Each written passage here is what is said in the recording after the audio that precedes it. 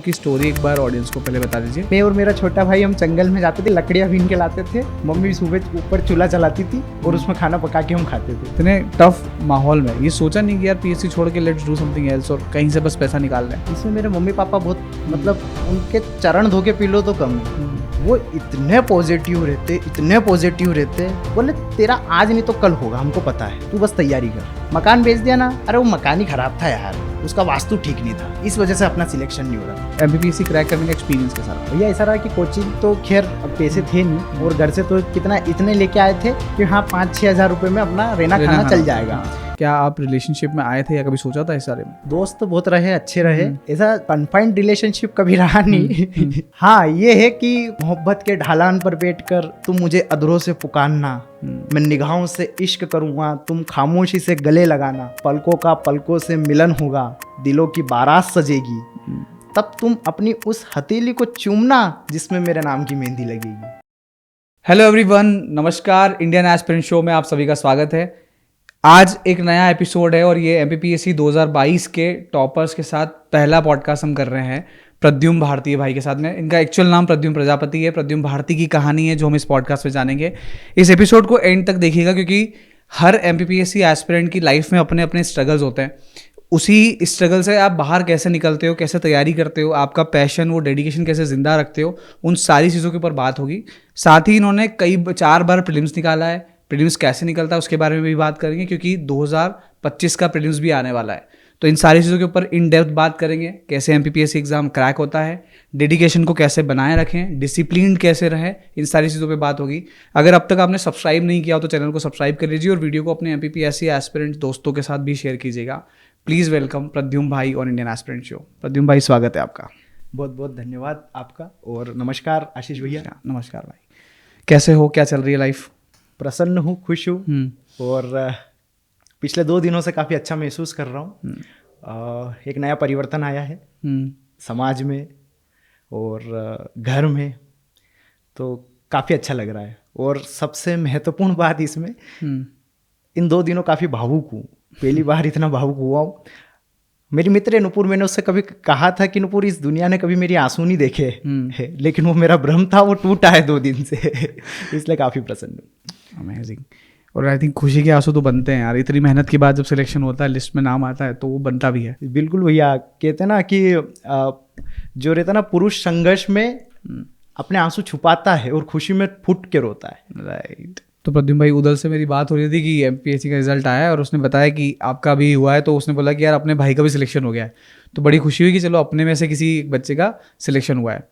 कैसी फीलिंग है? पर उससे पहले मैं जानना चाहता हूँ कि जैसे हम ऑफ द कैमरा बात कर रहे थे, आपने बताया 4 प्रीलिम्स क्रैक हुए, सिचुएशन सही नहीं थी। तो मैं चाहता हूँ आपकी स्टोरी एक बार ऑडियंस को पहले बता दीजिए, फिर हम पीएससी के बारे में बात करना शुरू करते हैं। जी भैया, मैं ना बहुत सामान्य और मध्यम वर्गीय परिवार से आता हूँ। मेरे पिताजी एक सामान्य से चिकित्सक है, आयुर्वेदिक चिकित्सक है। जननी तो मेरी स्कूलिंग सीबीएसई स्कूल में हुई, यश पब्लिक स्कूल नागदा से ही। और मेरे परसेंटेज औसत रहे, कम रहे। मेरे 10th में 57% है, मेरे 12th में 54.8% है, मेरे ग्रेजुएशन में 55.75% है और मेरे पोस्ट ग्रेजुएशन में 56% है।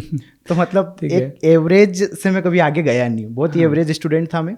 और हमारे यहाँ पढ़ाई का उतना ठीक ठाक माहौल नहीं था, शिक्षा को उतनी महत्वपूर्ण तरीके से देखा नहीं जाता था।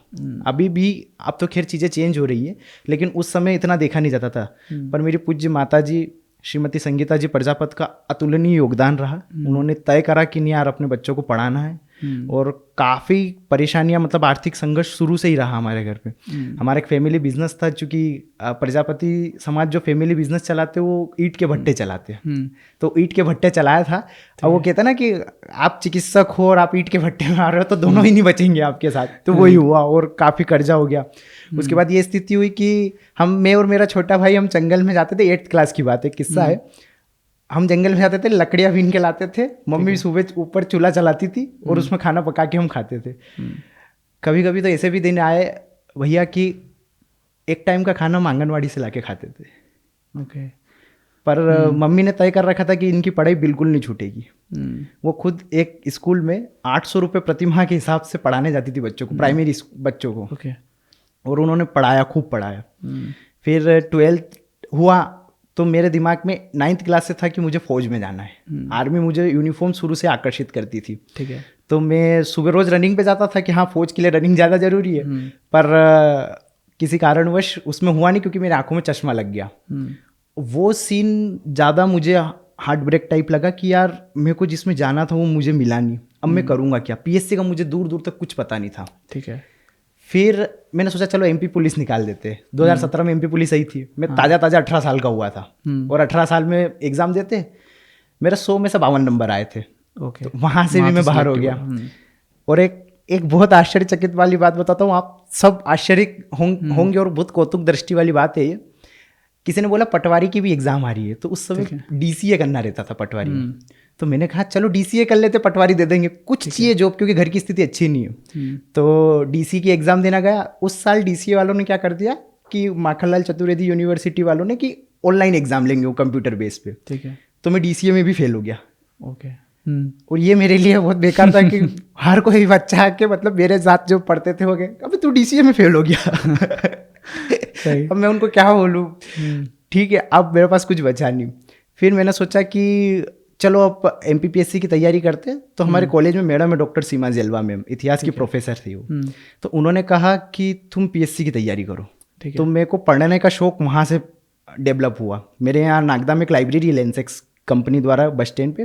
तो मैं वहाँ जाता था सुभाष चंद्र बोस की किताबें पढ़ना, अपने रानी लक्ष्मीबाई जी के बारे में पढ़ना, भगत सिंह जी के बारे में पढ़ना। और फिर मेरा जो आर्मी में इंटरेस्ट था तो मैं मेजर सोमनाथ जी के बारे में पढ़ता था, कैप्टन विक्रम बत्रा जी के बारे में पढ़ता था। उस समय मोबाइल का उतना दौर नहीं आया था। राइट। तो फिर 19 में कहाँ आया था? हाँ, नहीं आया था। तो मैंने खूब पढ़ा। ठीक है। तो मेरा पढ़ने में इंटरेस्ट जागने लगा, खासकर इतिहास पढ़ने लगा तो बहुत गहरी समझ आने लगी।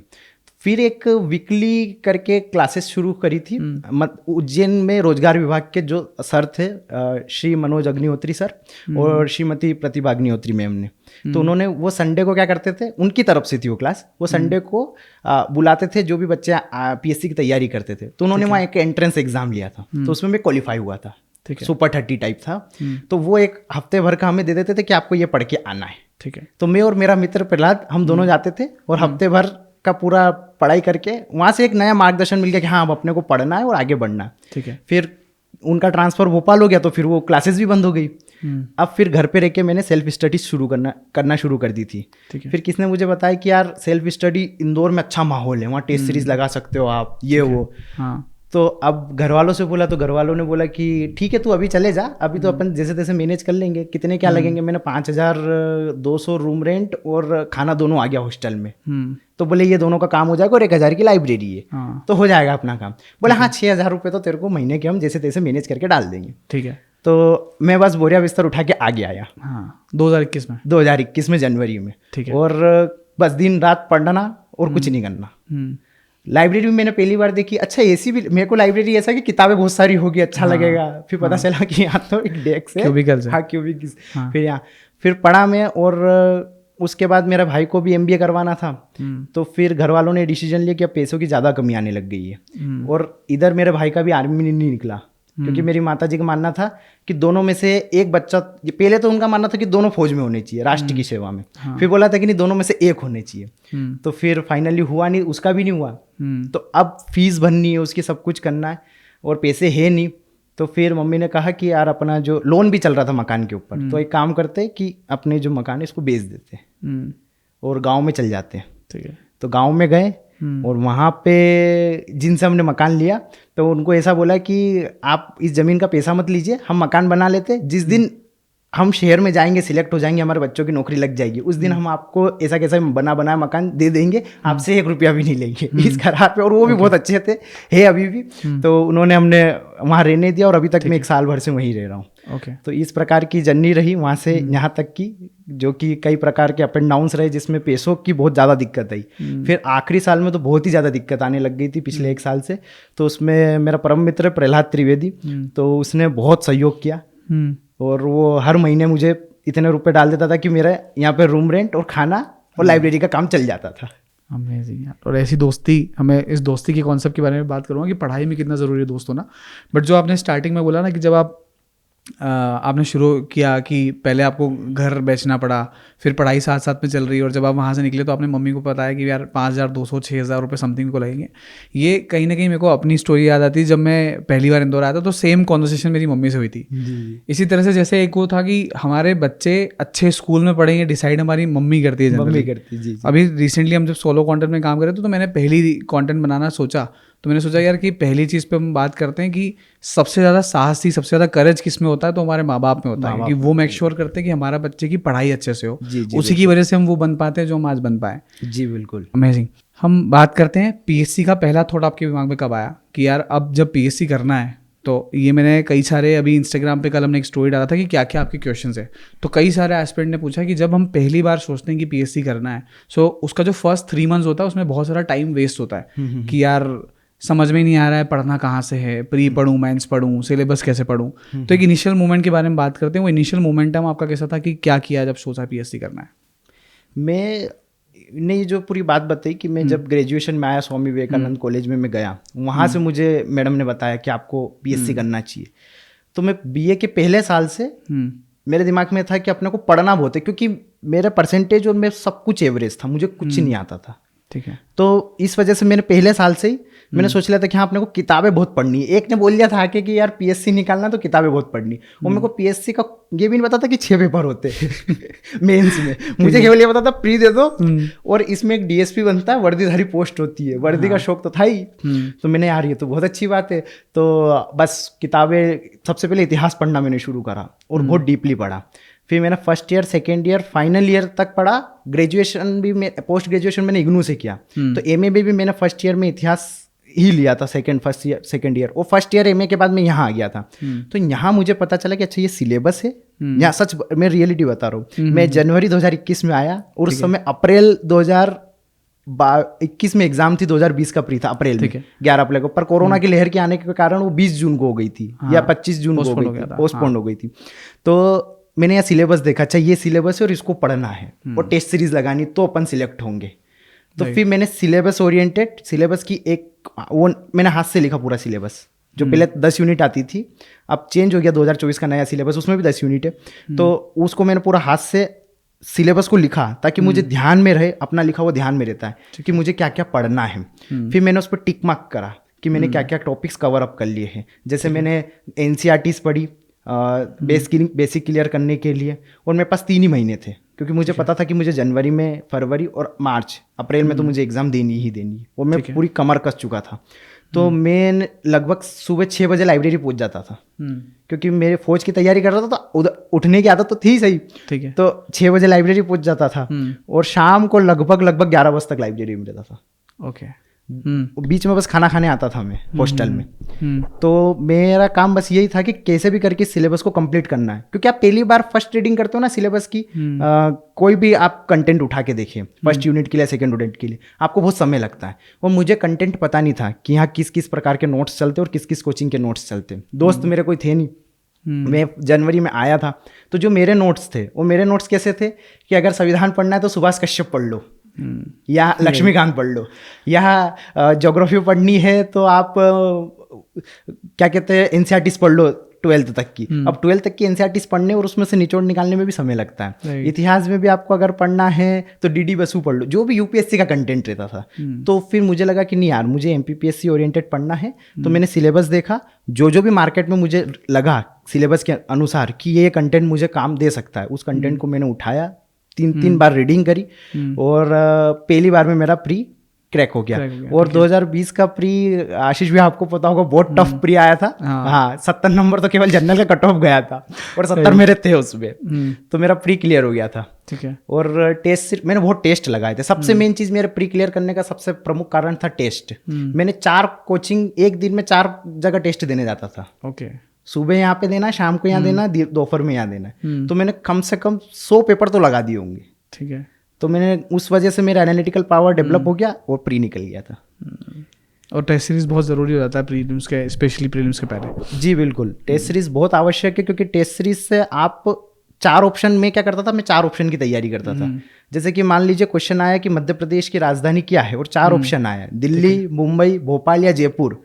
तो मुझे पता होना चाहिए कि दिल्ली क्या है, भारत की राजधानी है। अगर भोपाल तो मध्य प्रदेश की राजधानी, पर मुझे पता होना चाहिए कि दिल्ली भारत की राजधानी है, मुंबई भारत की आर्थिक राजधानी है, या जयपुर को पिंक सिटी कहते। ऐसे करके मैंने 4 ऑप्शन की तैयारी की थी। ठीक है, उस पर टाइम बहुत लगा, पर हाँ उसने परिणाम दिया है। नींव अच्छी बन जाती है। जी जी बिल्कुल। Right. Oh I am sorry, मैं वीडियो के बीच में ही आ गया, but here is a request for you.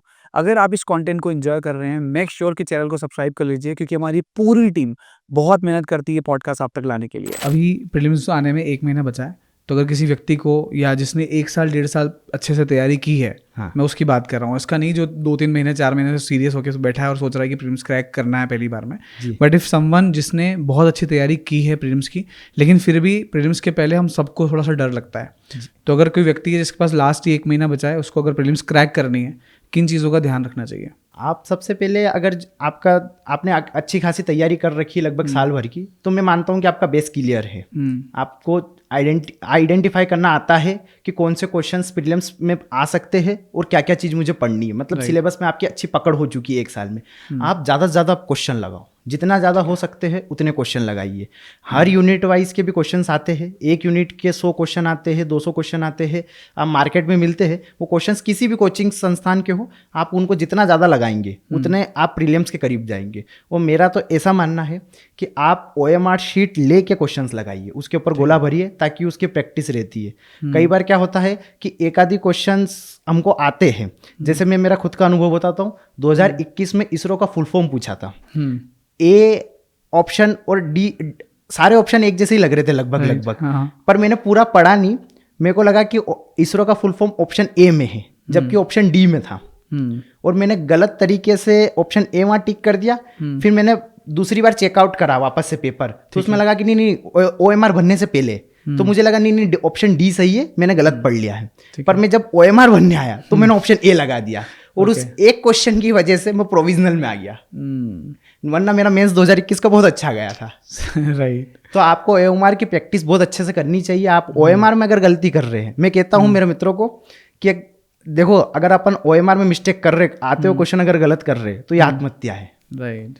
तो उसको आपको पकड़ बना के चलना है, क्योंकि आपका प्री निकला तो आप में एक अलग सा आत्मविश्वास आ जाएगा। और बाय डिफॉल्ट मेंस के लिए आपकी तैयारी थोड़ी सी अच्छी हो जाती है।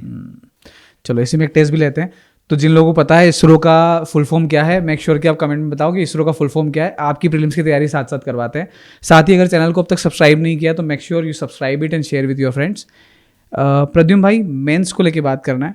जब मोमेंट यू क्लियर प्रीलिम्स, उसके बाद में बहुत कम टाइम बचता है मेंस के लिए, कि कुछ महीने में आपको 3 महीने या 4 महीने के अंदर मेंस देना होता है। मेंस रेडी कैसे हुआ जाता है, या मेंस जब दिया आपने तो क्या हुआ, इन 3-4 महीने के अंदर कैसे तैयारी की मेंस की? हाँ, मेंस मेरे लिए शुरू से बहुत चुनौतीपूर्ण रहा है, क्योंकि मेरी राइटिंग, अपने इधर कहावत है कि आप लिखो और खुदा वाचे, ठीक वैसी थी कि कुछ भी नहीं, राइटिंग तो बहुत ही बेकार थी। तो मतलब मैं खुद भी नहीं पढ़ पाता था लिखने के बाद कि मैंने क्या लिखा है। तो मेरे लिए सबसे बड़ी चुनौती कि मेरे को राइटिंग सुधारना। दूसरी, मेरी हैंड राइटिंग बहुत स्लो जाती थी। ठीक है, बहुत स्लो। मतलब मैं जो 2020 का पैटर्न था, 19 का पैटर्न बहुत ज़्यादा था, लेकिन 2020 का पैटर्न तो शॉर्ट में था, मैं वो भी कंप्लीट नहीं कर पाता था तय समय में, 1.5 घंटे में। अब मुझे ये दिक्कत आती थी कि मैं कैसे कंप्लीट करूँगा पेपर। तो इसमें मेरी फ्रेंड है नुपुर, जो अभी नायब तहसीलदार है, तो उनका बहुत बड़ा योगदान रहा। उन्होंने क्या करा कि आप टेस्ट सीरीज लगाओ सबसे पहले। तो मैंने सबसे पहले टेस्ट सीरीज लगाई। ठीक है। अब टेस्ट सीरीज में सबसे पहले मुझे सिलेबस कंप्लीट करने का मौका मिला वहाँ पे, कि जैसे कि 3 यूनिट की टेस्ट सीरीज है किसी कोचिंग के अंदर, तो मैंने 3 यूनिट को पूरी तरीके से पढ़ लिया जितना मैं पढ़ सकता था लाइब्रेरी में बैठ के, और 1 हफ्ते के अंदर टेस्ट देने चले गया। अब उसके मेरे पास नोट्स भी तैयार हो गए, और जितना मैं लिख सकता था लिख के भी आ गया। शुरू में मेरा पेपर कंप्लीट नहीं होता था, बिल्कुल भी नहीं होता था। फिर धीरे धीरे राइटिंग भी सुधरी और पेपर भी कंप्लीट होना शुरू हुए। मैंने मेन चीज़ ये करी कि जो आप मेंस का सिलेबस उठाएंगे, तो सिलेबस में जो यूनिट वाइज है, मेरे साथ दिक्कत ये हुई कि मैंने ना बहुत डीपली पढ़ लिया, स्मार्ट वर्क नहीं करा। मैं अगर इतिहास में घुसा हुआ हूँ तो इधर ज्योग्राफी का टेस्ट खत्म हो गया, मैं इतिहास में ही हूँ। तो ये सबसे बड़ी दुविधा है, क्योंकि मार्गदर्शन था नहीं यार, कुछ भी पूछ लेगा यार, वो अपने को तो सब पढ़ के जाना है। पर फिर नुपुर ने बोला कि नहीं, अपने को शॉर्ट नोट्स बनाने और स्मार्ट स्टडी करनी। तो उसके लिए क्या करें, उसके लिए आप पुराने पेपर उठाओ। आप पुराने पेपर उठाओ, उसमें देखो कि हाथी गुफा अभिलेख पूछा है क्या। अगर उसने हाथी गुफा अभिलेख पूछा है तो मरहोली लोह स्तंभ भी पूछेगा, ये याद होना चाहिए। या इलाहाबाद प्रशस्ति भी पूछेगा जो कि समुद्रगुप्त संबंधी थे, तो ये पता होना चाहिए। और इसको 3 मार्कर में आपको कैसे लिखना है। तो ठीक है, फिर मैंने वहां से उस चीज की यात्रा शुरू करी कि हाँ ठीक है, अपने को पहले एक आधी क्वेश्चन अगर आपके 5 मार्कर का छूट भी रहा है तो कोई दिक्कत नहीं, लेकिन 11 मार्कर आपके पूरे होने चाहिए। ये नुपुर ने मुझे बताया 3 मार्कर बहुत अच्छे से होना चाहिए। तो मैं एक 5 मार्कर छोड़ देता था एक पेपर में। 2020 का मेंस में अच्छा खासा समय मिला था, लगभग साल भर का समय था। क्योंकि उस समय कुछ इश्यूज थे और साल भर का समय मिल गया था मुझे, तो मैंने अच्छे से प्रिपरेशन करी और मैंने मेंस दिया। पर जैसा कि पता ही है, पहला पेपर बहुत अच्छा गया, दूसरा भी बहुत अच्छा गया, तीसरा में आ गया साइंस। और कल साइंस का पेपर है, मुझे आज ये नहीं पता त्वरण क्या होता है। ओके हाँ, जबकि मैंने 12th साइंस से ही करा है। पर वो क्या कि मुझे हिंदी बहुत प्रिय है, शुरू से ही बहुत प्रिय है। मेरी हॉबी भी कविता लेखन है। अब मेरे को त्वरण और एसिलरेशन में डिफरेंस नहीं पता चल रहा है, तो अब मैं कैसे मैनेज करता हूँ। और पेपर 3rd पेपर खतरनाक आया, मतलब IITN भी नहीं बना पाए थे। हाँ, तो उन्होंने बताया कि IITN की जो तैयारी कर रहे थे वो भी नहीं बना पाए थे। तो मेरे को संतुष्टि हुई, हाँ मैं नहीं बना पा रहा हूँ तो ठीक है। और मैं आपको स्पष्ट बताना चाहता हूँ, मैं 100 नंबर का कुछ भी लिख के आया था उसके अंदर, 50 नंबर का छोड़ के आया था। मतलब मैं क्वालिफाई भी नहीं कर पाया था साइंस का पेपर। ठीक है, और होना वही था। नहीं हुआ 2020 का मेंस, ठीक है, क्लियर नहीं हुआ। अब मैंने सोचा कि मुझे अब केवल साइंस पढ़ना है। मैंने सारा पढ़ रखा है। मैंने ज्योग्राफी के नोट्स तैयार कर लिए थे, विभिन्न कंटेंट्स मिलते हैं मार्केट में, वहाँ से उठाए, NCERTs पढ़ी, शॉर्ट नोट्स बनाए। मैंने ज्योग्राफी के नोट्स बनाए, 3 पेज में मेरे मध्य प्रदेश की ज्योग्राफी खत्म कर दी, 3 से 5 पेज में। अपने को पता है कि हाँ कौन कौन सी चीज़ कहाँ कहाँ लिखी है, याद रही, खत्म कर दी। ऐसे ही करके मैंने सारी चीज़ें, आपदा प्रबंधन 10 पेज में खत्म, GIS GPS 6-7 पेज में खत्म, ऐसे करके। अब कंटेंट था नहीं तो मैंने इसरो की साइट पे GIS GPS निकाला, ठीक है, वहां से पढ़ा। वो इंग्लिश में मिलता तो उसको गूगल ट्रांसलेट करा।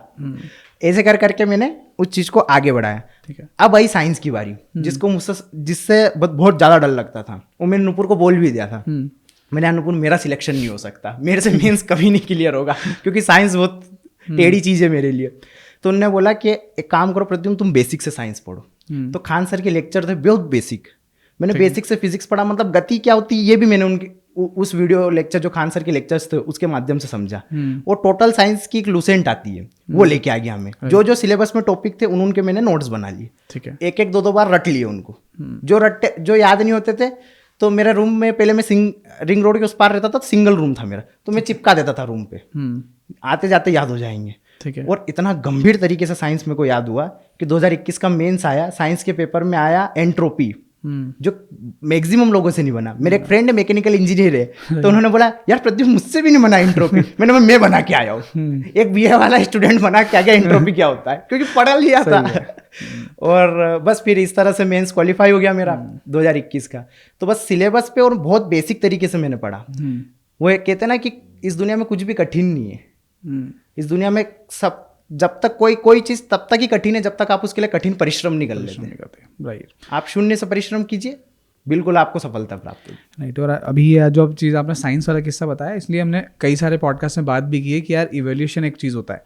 फर्स्ट इज प्लानिंग कि आपको ये चीज़ करना है, सेकेंड इज एग्जीक्यूशन कि आप उसको करते हो, थर्ड होता है इवोल्यूशन कि यार आपने कोई चीज़ की, उसमें क्या कमी रह गई, उसको एनालाइज करना कि यार ये चीज़ करना है। अगर आप पकड़ नहीं पाते कि साइंस में मेहनत ज़्यादा करने की ज़रूरत है, तो शायद साइंस बेहतर नहीं होती और शायद फिर उसके बाद मेंस क्रैक नहीं होता। जी जी बिल्कुल। तो जो लोग तैयारी कर रहे होते हैं उनको ये चीज़ फिगर आउट करने की बहुत ज़्यादा ज़रूरत है कि यार कहाँ पे दिक्कत आ रही है, उस पार्ट को स्ट्रॉन्ग साथ साथ करते हुए चलो। बिल्कुल बिल्कुल बिल्कुल राइट।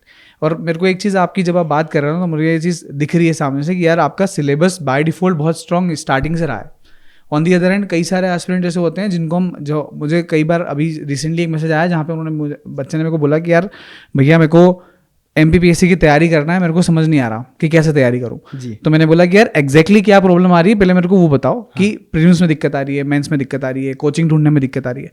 तो सामने वाला मेरे को बोलता है कि भैया मेरी फाइनेंशियल सिचुएशन सही नहीं है, तो मुझे कुछ भी समझ नहीं आ रहा है। तब मैंने उसको समझाया सबसे पहले कि भाई अगर फाइनेंशियल सिचुएशन सही नहीं है वो सेकंड मैटर है, फर्स्ट इज कि तुमको पढ़ना है किताबें, ये फर्स्ट मैटर है। सही बात है। फर्स्ट इज कि MPPSC की तुम्हारा फाइनेंशियल सिचुएशन नहीं देख रहा है, वो देख रहा है कि तुम पढ़ कितना सकते हो। ये बात सब। तो तुमको पहले स्टार्ट करना पड़ेगा सिलेबस से कि यार सिलेबस में क्या क्या लिखा है, क्या उन टॉपिक्स को पहले बचपन में पढ़ा है स्कूल में, उसके बाद तुम जंप इन करके धीरे धीरे आगे बढ़ते हो। सिलेबस को रेडी स्टार्टिंग में आपने क्या अप्रोच से किया था, या सिलेबस को पढ़ते वक्त क्या अप्रोच, क्या माइंडसेट यूज़ किया था आपने? मैंने जब सिलेबस को उठाया था तो सबसे पहले मैंने ये देखा कि इससे प्रीवियस ईयर क्वेश्चंस में जो पेपर्स है उसमें क्वेश्चंस कैसे आए हैं। जैसे हिस्ट्री में वो कितना डीप जा रहा है। अगर 2018 में वो कर्णवंश पूछ रहा है 3 नंबर में, तो 2019 में उसने और क्या क्या पूछा है प्राचीन से। ठीक है। तो मैंने पहले उसकी गहराई को नापा कि कितनी गहराई है इसकी, फिर उस हिसाब से मैंने उसकी स्टडी करी। दूसरी सबसे महत्वपूर्ण चीज़ जो कि आपने बताया कि एक एक्सपीरियंस का आपके पास मैसेज आया कि फाइनेंशियल कंडीशन ठीक नहीं है तो किताबें कहाँ से अरेंज करें। मेरा मित्र बैठा है यहाँ पे, अंकित शर्मा मेरा रूममेट है, मैंने उसी के नोट्स से सब कुछ पढ़ा है। मेरे पास भी इतने पैसे नहीं थे कि मैं किताबें लेके आता, वो लेके आता रख देता, चल अपन दोनों पढ़ लेंगे, मैं उसमें से नोट्स बना के रख लेता था अपने। हाँ। तो मैंने ऐसे ही करा। मेरे को जहाँ से जो चीज़ मिल जाती है ना, मैं जैसे चाय पीने जा रहा हूँ और पास में दुकान है, तो मैंने चाय पीते पीते देखा कि अच्छा बुंदेलखंड की विक्टोरिया इनको कहते हैं, तो मेरे को फैक्ट याद हो गया। राइट।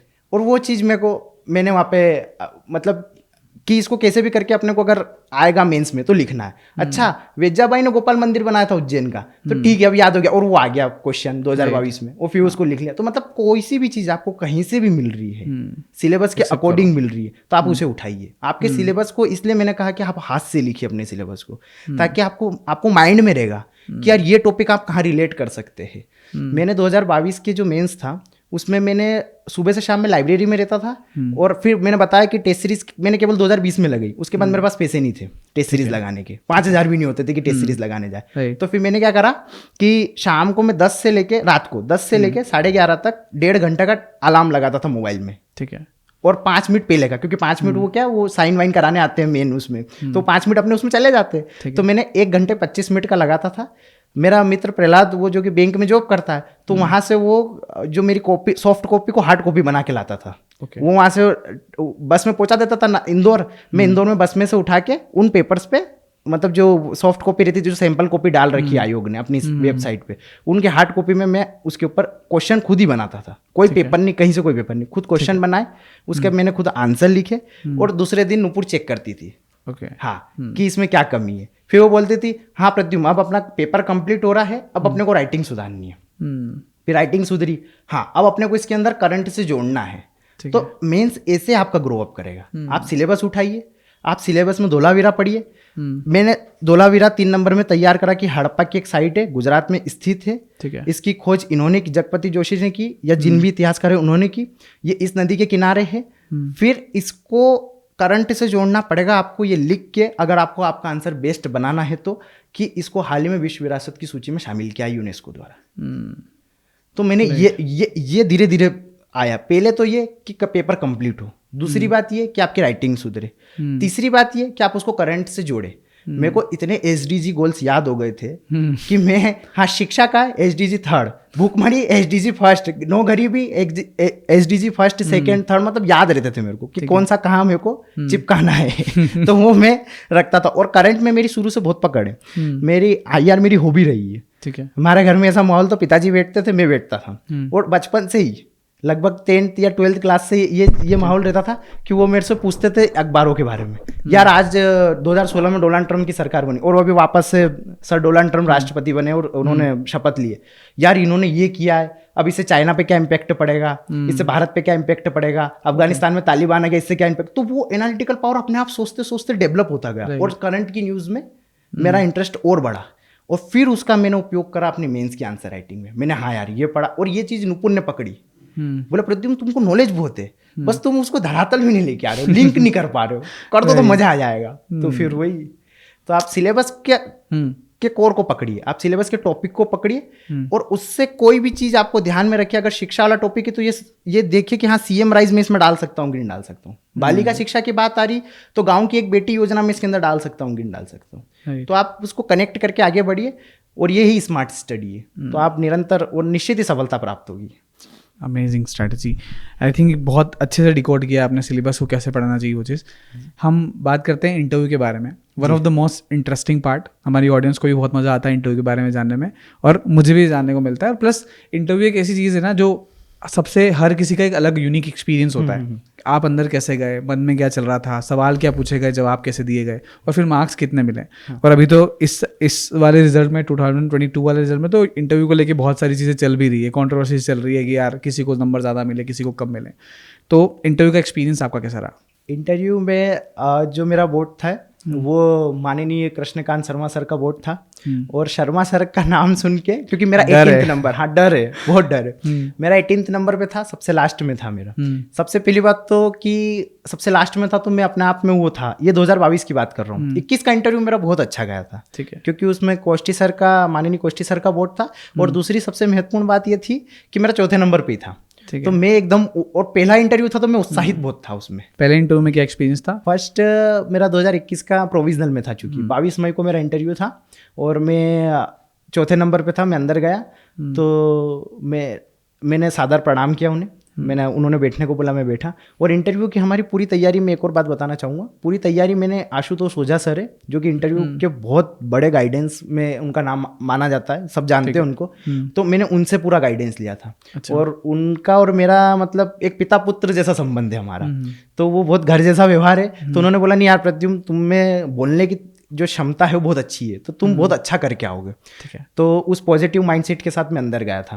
तो कोष्टी सर, माननीय कोष्टी सर ने पहला क्वेश्चन ही ये पूछा, रशिया यूक्रेन, क्योंकि मेरी IR हॉबी थी इंटरनेशनल रिलेशन, तो उन्होंने पहला क्वेश्चन ही ये पूछा मुझसे कि रशिया यूक्रेन वार को खत्म करना है, 3 कारण बताओ, कैसे खत्म करोगे तुम, अगर तुम्हें एक दायित्व सौंपा जाता है तो। हाँ। तो मैंने कहा सर, दोनों देश में सीजफायर हो जाए, दोनों देश अपने सैन्य साजो सामान को कम कर दे, या दोनों देश को शांति स्थापित करने के लिए UN के अंदर सुरक्षा परिषद में एक प्रस्ताव पारित कर दे, शांति प्रस्ताव पारित कर दे, तो इसमें मैटर समाप्त हो जाएगा। और मैंने कहा सर, इसमें भारत अग्रणी भूमिका निभा सकता है। तो उन्होंने सुनने के बाद बोले, भारत कैसे भूमिका निभाएगा? मैंने कहा सर, भारत अभी स्थायी सुरक्षा परिषद का स्थायी सदस्य नहीं है, जो 5 मेंबर है UN काउंसिल, सिक्योरिटी काउंसिल के। मैंने भारत अगर आता तो निश्चित है, क्योंकि भारत सदैव से ही अंतर्राष्ट्रीय शांति और वसुधैव कुटुंबकम को मान्यता देने वाला देश रहा है। हम तो वो देश है जिसने सर्वभौमत्व सुखिनः सबसे पहले गढ़ा। तो हम तो शांति की ही बात करते, और अगर ऐसी बात होती तो हम सबसे पहले UN में, सिक्योरिटी काउंसिल में प्रस्ताव लाके पारित कर देते। तो बहुत खुश हो गए, और वहां से फिर माहौल बन गया। अच्छा, पंचशील बताओ क्या होता है, भारत और चाइना संबंध बताओ, ये 2-3 क्वेश्चन हुए। तो फिर मैंने कहा, भारत और चाइना के संबंध बहुत अच्छे हैं सर, अभी धीरे धीरे सुधर रहे हैं। ये बात सत्य है सर कि गलवान में जो हुआ वो दोनों देशों के संबंधों को खराब करने की दिशा में आगे बढ़ाता है, लेकिन ये दोनों ही एशिया की महाशक्ति है, चाइना और भारत, और इन दोनों को संयोग और समन्वय के माध्यम से ही काम करेंगे तो वैश्विक शांति में अपनी महत्वपूर्ण भूमिका निभा सकते। और भारत तो इस दिशा में बहुत पहले से पहल कर रहा है, पंचशील के माध्यम से। नेहरू जी ने 1954 में पंचशील इसी वजह से दिया था। तो पंचशील उन्होंने पूछा कि अच्छा पंचशील के सिद्धांत बता दो 3। तो मैंने 3 पंचशील के सिद्धांत बता दिए। ठीक है। फिर उन्होंने मुझसे पूछा कि अच्छा दूसरे जो मेंबर थे उन्होंने पूछा कि तुम्हारा इतिहास रहा है MA से। मैंने जी सर। तो ये बताओ, भारत का इतिहास गुलामों का इतिहास है? मैंने कहा जी नहीं सर, भारत का इतिहास तो स्वाभिमान का इतिहास है। तो बोले कैसे स्वाभिमान का इतिहास है? शुरू से लेकर आखिरी तक हम यही पढ़ते आ रहे। मध्यकाल में गुलाम वंश ने शासन किया, अरबों ने शासन किया, तुर्कों ने शासन किया, फिर अंग्रेज आ गए, ये कैसा इतिहास है? तो मैंने कहा यार ये इन्होंने परीक्षा ले ली अब तो मेरी। तो मैंने 1 मिनट तो बहुत ज़्यादा बोल दिया, मैंने 10 सेकंड का पॉज लिया मैंने, और फिर मेरे दिमाग में पता नहीं क्या क्लिक हुआ, प्रभु श्री राम की कृपा रही, और मैंने एक चीज़ बोली, मैंने सर भारत का इतिहास स्वाभिमान का इतिहास है, इसे मैं प्रूफ कर सकता हूँ। बोले कैसे? मैंने कहा सर मेवाड़ में महाराणा प्रताप का राजवंश रहा। मैंने कहा सर महाराजा रणजीत सिंह की सीमा अटक से लेकर कटक तक जाती थी। शिवाजी महाराज ने अखिल भारतीय हिंदवी साम्राज्य की स्थापना की, और इसके अलावा स्वामी विवेकानंद जी जैसे युग पुरुष रहे भारत के अंदर, जिन्होंने शिकागो धर्म संसद में जाकर भारत की आध्यात्मिक चेतना को संपूर्ण विश्व से परिचय करवाया। तो मेरा सर ये हमारे लिए स्वाभिमान का परिचय है। तो वो खुश हो गए, तबीयत खुश हो गई उनकी, अरे गजब मजा आ गया। फिर उन्होंने कुछ क्वेश्चन पूछा ही नहीं दूसरे मेंबर का। तो हाँ, फिर दूसरे मेंबर के पास गया तो उन्होंने पूछा अच्छा बताओ आर्य कौन थे? अब मुझे नहीं पता था ये शाब्दिक अर्थ तो पूछना चाहते। मैंने कहा सर आर्य भारत के ही निवासी थे, जो कि ब्रह्म ऋषि वाले प्रदेश, जो सेंधव सभ्यता और गंगा यमुना दोआब तक का जो प्रदेश है इतिहास में हम पढ़ते हैं, वहाँ पे रहकर इन्होंने ऋग्वेद और अन्य ग्रंथों की रचना की। भारोपी भाषा परिवार से थे। नहीं तुम ठीक डेफिनेशन नहीं बता रहे हो। सही बताओ आर्य कौन थे। अब मुझे लगा शारीरिक संरचना में पूछ रहे होंगे। ठीक है। मैंने कहा सर आर्य शारीरिक संरचना के हिसाब से देखे तो सर जिनकी ऊंची कटकाठी होती है और चौड़ी छाती होती है सर वो आर्य कहलाते। तुम नस्लीय भेदभाव कर रहे हो आर्यों के साथ, ये क्या तरीका हुआ आर्यों को परिभाषित करने का। ठीक है। आर्य का शाब्दिक अर्थ क्या ये बताओ। मैंने कहा सर माफी चाहूंगा मैं आपके प्रश्न को ठीक ढंग से समझ नहीं पाया। आर्य का शाब्दिक अर्थ सर श्रेष्ठ है, जो श्रेष्ठ है सर वो आर्य है।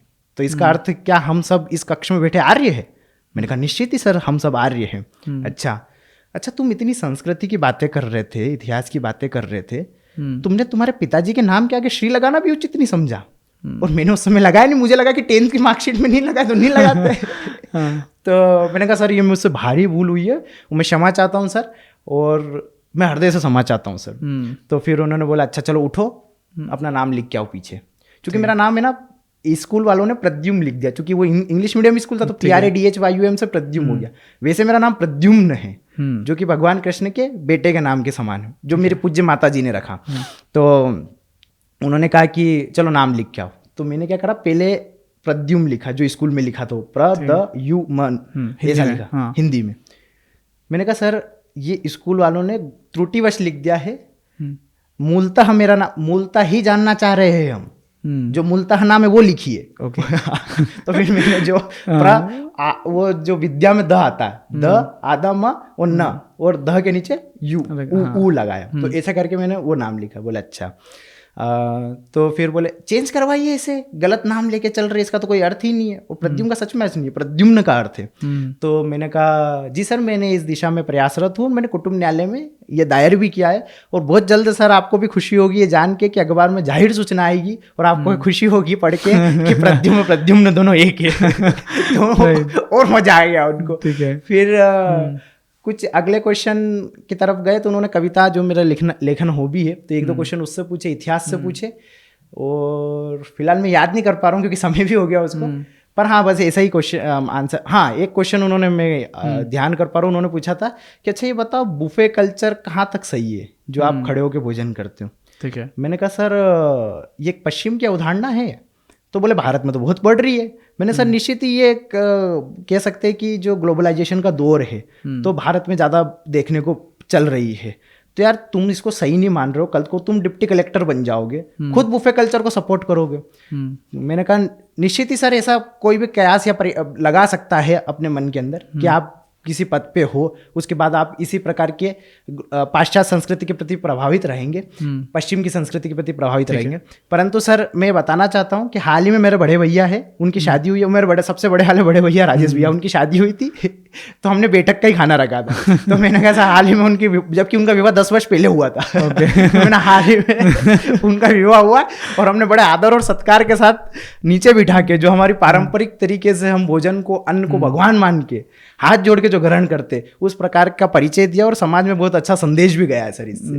अमेजिंग। तो फिर मजा आ गया। झूठ बोलो, कॉन्फिडेंस से बोलो। ये चीज मुझे सर ने सिखाई थी, आशु सर ने सिखाई थी सारी चीज कि प्रद्युम्न अपने को ऐसे बोल रहा है। तो मजा आ गया। तो बोले कि अच्छा ठीक है। फिर उन्होंने पूछा गुरु और शिक्षक में क्या अंतर है, शिष्य और छात्र में क्या अंतर है। तो फिर वो भी मैंने अच्छे से बताया, डिफाइन करा था उनको। इस तरह से मेरा 2021 का इंटरव्यू चला था। ये कॉन्फिडेंस कैसे आया यार? मतलब 2021 का जो आप इंटरव्यू बता रहे हो, एक तो फिर स्टोरी का हो गया, अब आपके इंटरव्यू में 3-4 चीज़ें दिख रही है, कॉन्फिडेंस भी दिख रहा है, फिर सही जवाब भी दिख रहा है, फिर अगर वो प्रेशर बनाने की कोशिश कर रहे हैं तो उसमें थोड़ा फन पार्ट भी दिख रहा है। ये कॉन्फिडेंस कहाँ से आया फर्स्ट इंटरव्यू के अंदर? फर्स्ट इंटरव्यू में सबसे महत्वपूर्ण चीज ये थी कि प्रोविजनल में था तो लोड नहीं था कि यार इसका रिजल्ट आएगा नहीं, तो जो अपन भेजते वो दिया। ठीक है। दूसरा उत्साह था, पहली बार इंटरव्यू पूछे, अपने को पता नहीं था कि हमारा मेंस भी निकल सकता है। जिस दिन मेरा मेंस निकला उस दिन मेरा कजन ब्रदर इंदौर में रहता, तो उसकी शादी थी। तो उस दिन मैं बहुत भावुक हुआ था कि यार मेरा मेंस क्वालिफाई हो गया, भले प्रोविजनल से हुआ। तो वो एक उत्साह था मेरे अंदर। और तीसरी चीज कि सर आशु सर का आशीर्वाद था, उन्होंने इतना बोल्ड कर दिया था हमको। और मेरा शुरू से ही कविता, काव्य मंच इन पर रहा हूँ मैं, भारतवर्ष मेरी कविता बहुत फेमस भी हो गई। तो इस वजह से फिर वो कॉन्फिडेंस वहां से आ गया वाचन शैली से। अमेजिंग। भारतवर्ष कविता सुनाई दो, अगर अब फेमस है तो मैं चाहता हूँ ऑडियंस को भी सुनाई दो। माँ भगवती ने, माँ हिंदी ने लिखवा दी, मैं तो बहुत शैशव अवस्था में हूँ माँ की सेवा करने के लिए। और वो कविता इस प्रकार है कि मैं आखिरी बंद सुनाना चाहूँगा उसका, कि मेरी शिराओं में ऐतिहासिक संस्कृति का वैविध्य रहस्य रहता है, मेरी आंखों में सदैव सर्वे भवन्तु सुखनः का मंगलकारी स्वप्न रहता है। मेरी शिराओं में ऐतिहासिक संस्कृति का वैविध्य रहस्य रहता है। मेरी आंखों में सदैव सर्वे भवन्तु सुखनः का मंगलकारी स्वप्न रहता है। मात्र शून्य की खोज से ये जगत मुझे विश्व गुरु कहता है। मैं तुलसी की साधना स्थली, चरित्र में राम की समकक्ष हूँ। मैं राधा का मोहन, मीरा का श्री कृष्ण हूँ। देखो मेरी ओर, जानो मुझे, मैं भारतवर्ष हूँ, मैं भारतवर्ष हूँ। अमेजिंग यार, बहुत सुंदर लिखा है आपने। धन्यवाद। इंटरव्यू की बात की, अब जब सेकंड इंटरव्यू दिया तब क्या डिफरेंस आया इन दोनों इंटरव्यू के अंदर? सेकेंड इंटरव्यू में डर बढ़ गया मुझे कि यार अब जब जो कुछ है वो ये है क्योंकि पोस्ट इस पे सबसे ज़्यादा है और बोझ ज़्यादा है कंधे पे, है ना, कि घर भी देखना है, उम्र भी है, 25 वर्ष का मैं हो चुका हूँ, अभी 1 फरवरी को 26 का होने वाला हूँ तो वो सारी चीज़ें बहुत थी दिमाग में। और कई सारी चीज़ें तो को मैंने कंपाइल करा। मैंने सोचा यार जो भी होगा कॉन्फिडेंस तो बूस्ट करना ही। और इस बीच मेरे को डेंगू भी हो गया था, तो मैं बहुत लंबे समय तक घर पे रहा, लगभग 1-1.5-2 महीने तक घर पे रहा, तो तैयारी भी पूरी तरीके से पीछे हो गई थी। ठीक है। तो फिर मैंने सोचा कि यार अब जो कुछ है यही है। फिर मैंने सोचा कि सर के ऊपर विश्वास रखते हैं, सर ने जो सिखाया उसके बढ़ चढ़ कर वहाँ बोल के आएंगे, जो होगा निपटेंगे। गया मैं अंदर तो, और पता चला मुझे कि 27 नवंबर को मेरा इंटरव्यू था। 18 नंबर था मेरा, ठीक है, सबसे लास्ट। 5:25 पे मैं अंदर गया शर्मा जी के बोर्ड में, आदरणीय शर्मा सर के बोर्ड में, और 6 बजने में 10 मिनट की देर थी तब मैं बाहर निकला। लगभग 20 मिनट इंटरव्यू मिनिमम चला, और 20 मिनट शर्मा सर के बोर्ड में इंटरव्यू चल गया। तो मेरे को सर ने और बाकी सब ने बोला कि यार मजा आ गया। तो मैंने कहा देखते हैं, वो तो अंदर अब अनुभव सुना है तो पता नहीं। अब मैं जैसे अंदर गया, मैंने प्रणाम किया, सर ने बोला प्रद्युम्न, फिर वही नाम की वो समस्या आ गई, प्रद्युम्न है कि प्रद्युम्न है? मैंने कहा सर प्रद्युम्न है। प्रद्युम्न स्कूल वालों के दाखिला लिया था, तो चूंकि वो अंग्रेजी माध्यम विद्यालय था तो वहां से वो प्रद्युम्न उन्होंने लिख दिया, तो तब से ही चल रहा है। वो ठाका मार गया से शर्मा सर, बोले बेटा जो स्कूल हमारे देश में तो परंपरा रही है कि जो शिक्षक नाम देते वही ढो के चलते हम तो मैंने कहा, मैं मुस्कुरा दिया, मैंने जी सर। फिर मैं जैसे पूछा उन्होंने, अच्छा बाबा महाकाल की नगरी से हो? मैं जी सर, बाबा महाकाल की नगरी से। अच्छा ये बताओ, इतिहास से आपने एमए किया है, भारत के अंदर कोई आया था जिसने फर्रुखशार का, भारत के अंदर आया था किसी राजा का इलाज करा था? कोई विदेशी यूरोप का यात्री आया था? मैंने कहा सर हाँ, कैप्टन हॉकिंस आया था। अब कैप्टन हॉकिंस नहीं, वो हैमिल्टन था, पर वहाँ मेरे से हॉकिंस निकल गया। हाँ। तो शायद उनको भी पता हो कि हाँ हॉकिंस ही हो मैंने भी इतनी कॉन्फिडेंस से बोला तो मतलब रहता ना कि आप चेहरा देख के भी समझ पाते हो कि अपन ने गलत बोला या सही बोला। हाँ तो मैंने बोला कि कैप्टन हॉकिंस आया था। अच्छा किसका इलाज करा था उसने? मैंने कहा सर फर्रुखशार का करा था। अच्छा, और फिर उन्होंने क्या हो गया था उसको? अब आ गया मालवा अंदर से। मैंने सर फोड़ा हो गया था उसको क्या बोलता, प्रेशर उनका खूब हंसे वो। अच्छा फिर उन्होंने बोला अच्छा, तो उसके पर्सपेक्टिव से सुल्तान ने खुश होकर क्या दे दिया था उसको? मैंने कहा सर बंगाल से एक राजस्व एकत्रित करने का अधिकार मिल गया था कंपनी को, अंग्रेजों को। अच्छा क्या कहते हैं उसको? टर्म यूज होती है उसके लिए। मैं सर दस्तक प्रणाली कहते हैं, वो उनको मिल चुका था। अच्छा, मध्य प्रदेश सरकार भी दस्तक अभियान चला रही है, वो क्या है? वो इससे कुछ संबंध रखता है? मैंने कहा सर इससे तो बिल्कुल उसका कोई सारोकार नहीं है। हाँ, जो मध्य प्रदेश सरकार दस्तक अभियान चला रही है वो टीकाकरण से संबंधित है बच्चों के। सेम यही भाषा थी जो मैं आपको बोल रहा हूँ, सेम वही बता रहा हूँ। अच्छा, फिर उन्होंने कोई सी एक कविता गई, इम्न बतूता पहन के जूता, कया जापान पता नहीं कौन सा कान, ऐसा करके इतनी बड़ी कविता। और ये कविता मैंने पढ़ रखी थी, मधुरिमा में आई थी दैनिक भास्कर में। अब वो लेखक, वो बोले कि इसमें लेखक सुनिए कविता। मैंने जी सर सुनिए। कौन था इब्न बतूता? मैंने सर मोरक्को का यात्री था, भारत आया था मध्यकाल में। ठीक है। अच्छा, इसको कोई काजी वाजी बना के कहाँ पहुंचा दिया था? मैंने सर हाँ, इसको काजी नियुक्त किया था मोहम्मद बिन तुगलक ने, और इसको अपना राजदूत बना के चीन पहुंचाया था। बोला अच्छा ये बताओ इसका लेखक कौन है इस कविता का? अब मैं लेखक तो नाम याद ही नहीं। तो मैंने कहा सर माफ़ी चाहूँगा, मैं अभी इस लेखक का नाम याद नहीं कर पा रहा हूँ कवि का नाम याद नहीं कर पा रहा हूँ। अरे सोचो सोचो, मैंने कहा सर माफ़ी चाहूँगा, क्षमा चाहता हूँ, नहीं याद कर। अच्छा, गूगल करना बाहर जाके। मैं जी सर। फिर उन्होंने कोई से एक पुस्तक का नाम लिया, द एम्पायर करके कुछ पुस्तक का, बोले हॉलीवुड में मूवी बनी थी इसमें 5 साल पहले, भारतीय इतिहास से संबंधित है। ठीक है। अब मैं बॉलीवुड की मूवी बहुत कम देखता हूँ, हॉलीवुड की तो आज तक नहीं देखी। मैंने कहा सर बिल्कुल भी ध्यान नहीं आ रहा, मैं माफ़ी चाहता हूँ, हाँ पर मैं इसके बारे में ज़रूर सर्च करके पढ़ूंगा। बोले हाँ मूवी भी देखना। मैंने जी सर बिल्कुल देखूँगा। ठीक है। फिर उन्होंने बोला अच्छा अद्भुत भारत किसने लिखी है? अद्भुत भारत नहीं, उन्होंने इंग्लिश में पूछा था इसका नाम, the wonder that was India किसने लिखी है? अब ये मैंने बीए के पहले साल में पढ़ ली थी। बहुत प्रसिद्ध पुस्तक है, शिवलाल जी की है, शिवलाल प्रकाशन, ए एल बाशम जी ने लिखी है पुस्तक अद्भुत भारत नाम से। तो मैंने कहा सर ए एल बाशम इतिहासकार है, उन्होंने लिखी है। अच्छा, फिर वो हो गया, सेटल हो गया। हाँ सेटल हो गया, ठीक है। फिर उन्होंने 1-2 कुछ क्वेश्चन पूछे थे नॉर्मली, मध्य प्रदेश के आसपास कितने राज्य हैं, उन राज्यों का नाम बताओ दिशा के हिसाब से। तो दिशा, हालांकि उनके पीछे नक्शा लगा हुआ था, पर फिर भी मैंने उनको ही देख के राज्यों के नाम बताए थे। यहाँ चतुराई नहीं करी थी मैंने। फिर अच्छा, क्योंकि वो बहुत, शर्मा सर को आप बॉडी लैंग्वेज नहीं पहचान सकते, आप कोष्टी सर की पहचान सकते। जैसे मैं अभी आपके सामने बैठा हूँ ना, तो मैं देख रहा हूँ कि यार आशीष भैया बहुत खुश नजर आ रहे हैं, बात कर रहे हैं, अच्छा लग रहा है। आप शर्मा सर को ऐसा नहीं कर सकते। तो मैं ये जानना भी चाहता हूँ आपसे, क्योंकि शर्मा सर का थोड़ा सा खौफ भी है, तो मैं उनका पर्सपेक्टिव भी जानना चाहता हूँ कि एक्चुअल में क्या है उनकी पर्सनैलिटी। वो है ना, अगर आप टेक्निकल बैकग्राउंड से गए हैं, आप बीएससी से गए हैं, तो आप इंश्योर रहिए कि वो आपसे आपके सब्जेक्ट के विषय में क्वेश्चन पूछेंगे।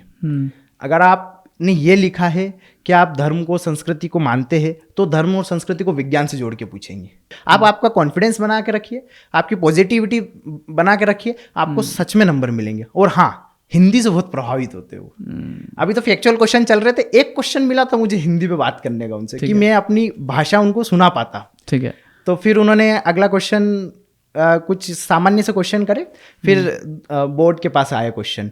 तो उन्होंने मुझसे, अगले जो माननीय सदस्य थे उनके पास आए, तो उन्होंने पूछा कि ये बताओ ई गवर्नेंस क्या होता है? तो मैंने सर जो पेपरलेस मैंने बहुत सारी चीज़ें बताई। मैंने G2G, G2E, G2C ऐसे जो इसके स्तंभ रहते हैं, MP ऑनलाइन भी गवर्नेंस का पार्ट है, ऐसे करके परिभाषा दी मैंने। ठीक है। अरे नहीं, पेपरलेस है या पेपरलेस नहीं है? मैंने सर पेपरलेस वर्क होता है ई गवर्नेंस। अच्छा, डिजिटल ट्रांजेक्शन क्या होता है? मुझे समझ में आ गया। पहले क्वेश्चन समझ में आ गया कि पेपरलेस सुन रहे तो या कैशलेस सुनेंगे ये। तो मैंने सर जो कैशलेस ट्रांजेक्शन होता है, हाँ ठीक है, फायदे बताओ यूपीआई के। मैंने कहा सर यूपीआई का सबसे बड़ा फायदा ये है कि आप जो ब्लैक मनी है उसके ऊपर अंकुश लगता है, क्योंकि कैशलेस नहीं है। दूसरी सबसे बड़ा फायदा, अब मैं उनको आईआर पे ले जाना चाहता था कि मैंने सर हाल ही में ब्रिक्स की समिट हुई है कजान शहर में, रशिया में, तो वहाँ पे यूपीआई की उपयोगिता पर बल दिया गया है और माननीय प्रधानमंत्री जी द्वारा ये बात कही गई है ब्रिक्स देशों द्वारा कि हम यूपीआई के माध्यम से आपसी देश व्यापार को बढ़ावा देंगे।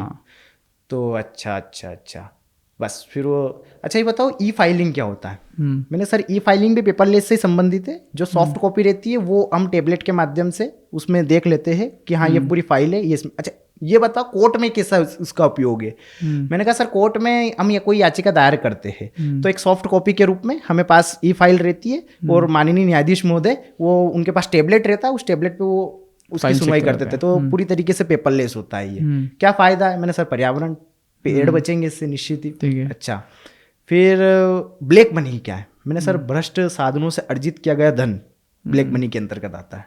ठीक है। केवल भ्रष्ट साधनों से अर्जित किया गया? मैंने कहा सर माफी चाहूंगा सर, पर मुझे अभी फिलहाल ये याद है कि शायद भ्रष्ट साधनों से अर्जित किया गया धन। अच्छा, फिर दूसरे बोर्ड थे जो सदस्य थे उनके पास गया, तो उन्होंने पूछा क्वेश्चन मुझसे कि प्रद्युम्न ये बताइए कि ये जो ब्लैक मनी है इसका अगर हम टैक्स दे दे तो क्या वाइट हो जाएगी? अब मुझे पता नहीं था हो जाएगी कि नहीं हो जाएगी। हाँ ट्रिकी क्वेश्चन है। तो मैंने मतलब तुक्का लगाया, मैंने सर हो जाएगी, बहुत बड़ी रिस्क थी ये। मैंने सर हो जाएगी, पर तो फिर तो ब्लैक बची ही नहीं, तो तुम्हारे हिसाब से सही है फिर ये टैक्स भर दो हो जाएगा। मैंने कहा सर मेरे लिए अपराध है फिर भी ये। तो बोले सरकार ने तो कोई नियम नहीं रख रखा अपराध का। दोनों तरफ सुलझा रहे हो, सरकार ने तो कोई नियम नहीं रख रखा अपराध का, तो फिर तुम कैसे इसे अपराध में डाल रहे हो? ठीक है। मैंने सर मेरा ऐसा मानना है कि ये नैतिक अपराध है। अगर आप कोई ब्लैक मनी है उसे वाइट कर रहे हैं तो आपने जिस साधन से उसको उपयोग में लेके आए, जो भ्रष्ट साधन है वो तो अनैतिक है ना। और बापू ने कहा है कि साधन और साध्य दोनों पवित्र होने चाहिए। और सर मेरे लिए साधन और साध्य दोनों पवित्र होने चाहिए। अगर साधन गलत है और साध्य सही है तो वो कोई वो साध्य भी गलत हो गया। तो मेरे लिए साधन और साध्य सर दोनों ही पवित्र होने चाहिए। इस दृष्टिकोण से वो नैतिक रूप से अपराध है। तो उनको हाँ ठीक है, लग गया कि हाँ बच्चा नैतिकता में अव्वल है। फिर उन्होंने अगला क्वेश्चन पूछा, अच्छा ये बताओ इतिहास की परिभाषा क्या है। मैंने कहा सर अतीत की विभिन्न घटनाओं को अगर हम कालक्रम अनुसार पढ़े वही इतिहास है। अच्छा, तो फिर उन्होंने कहा अच्छा तो आज की जो घटना वो भी इतिहास है। मैंने जब आज की जो घटना वो कल के लिए इतिहास है, अगर हम कल जाएंगे तो बीता हुआ कल इतिहास ही बनेगा। अच्छा इतिहास लिखते कौन है।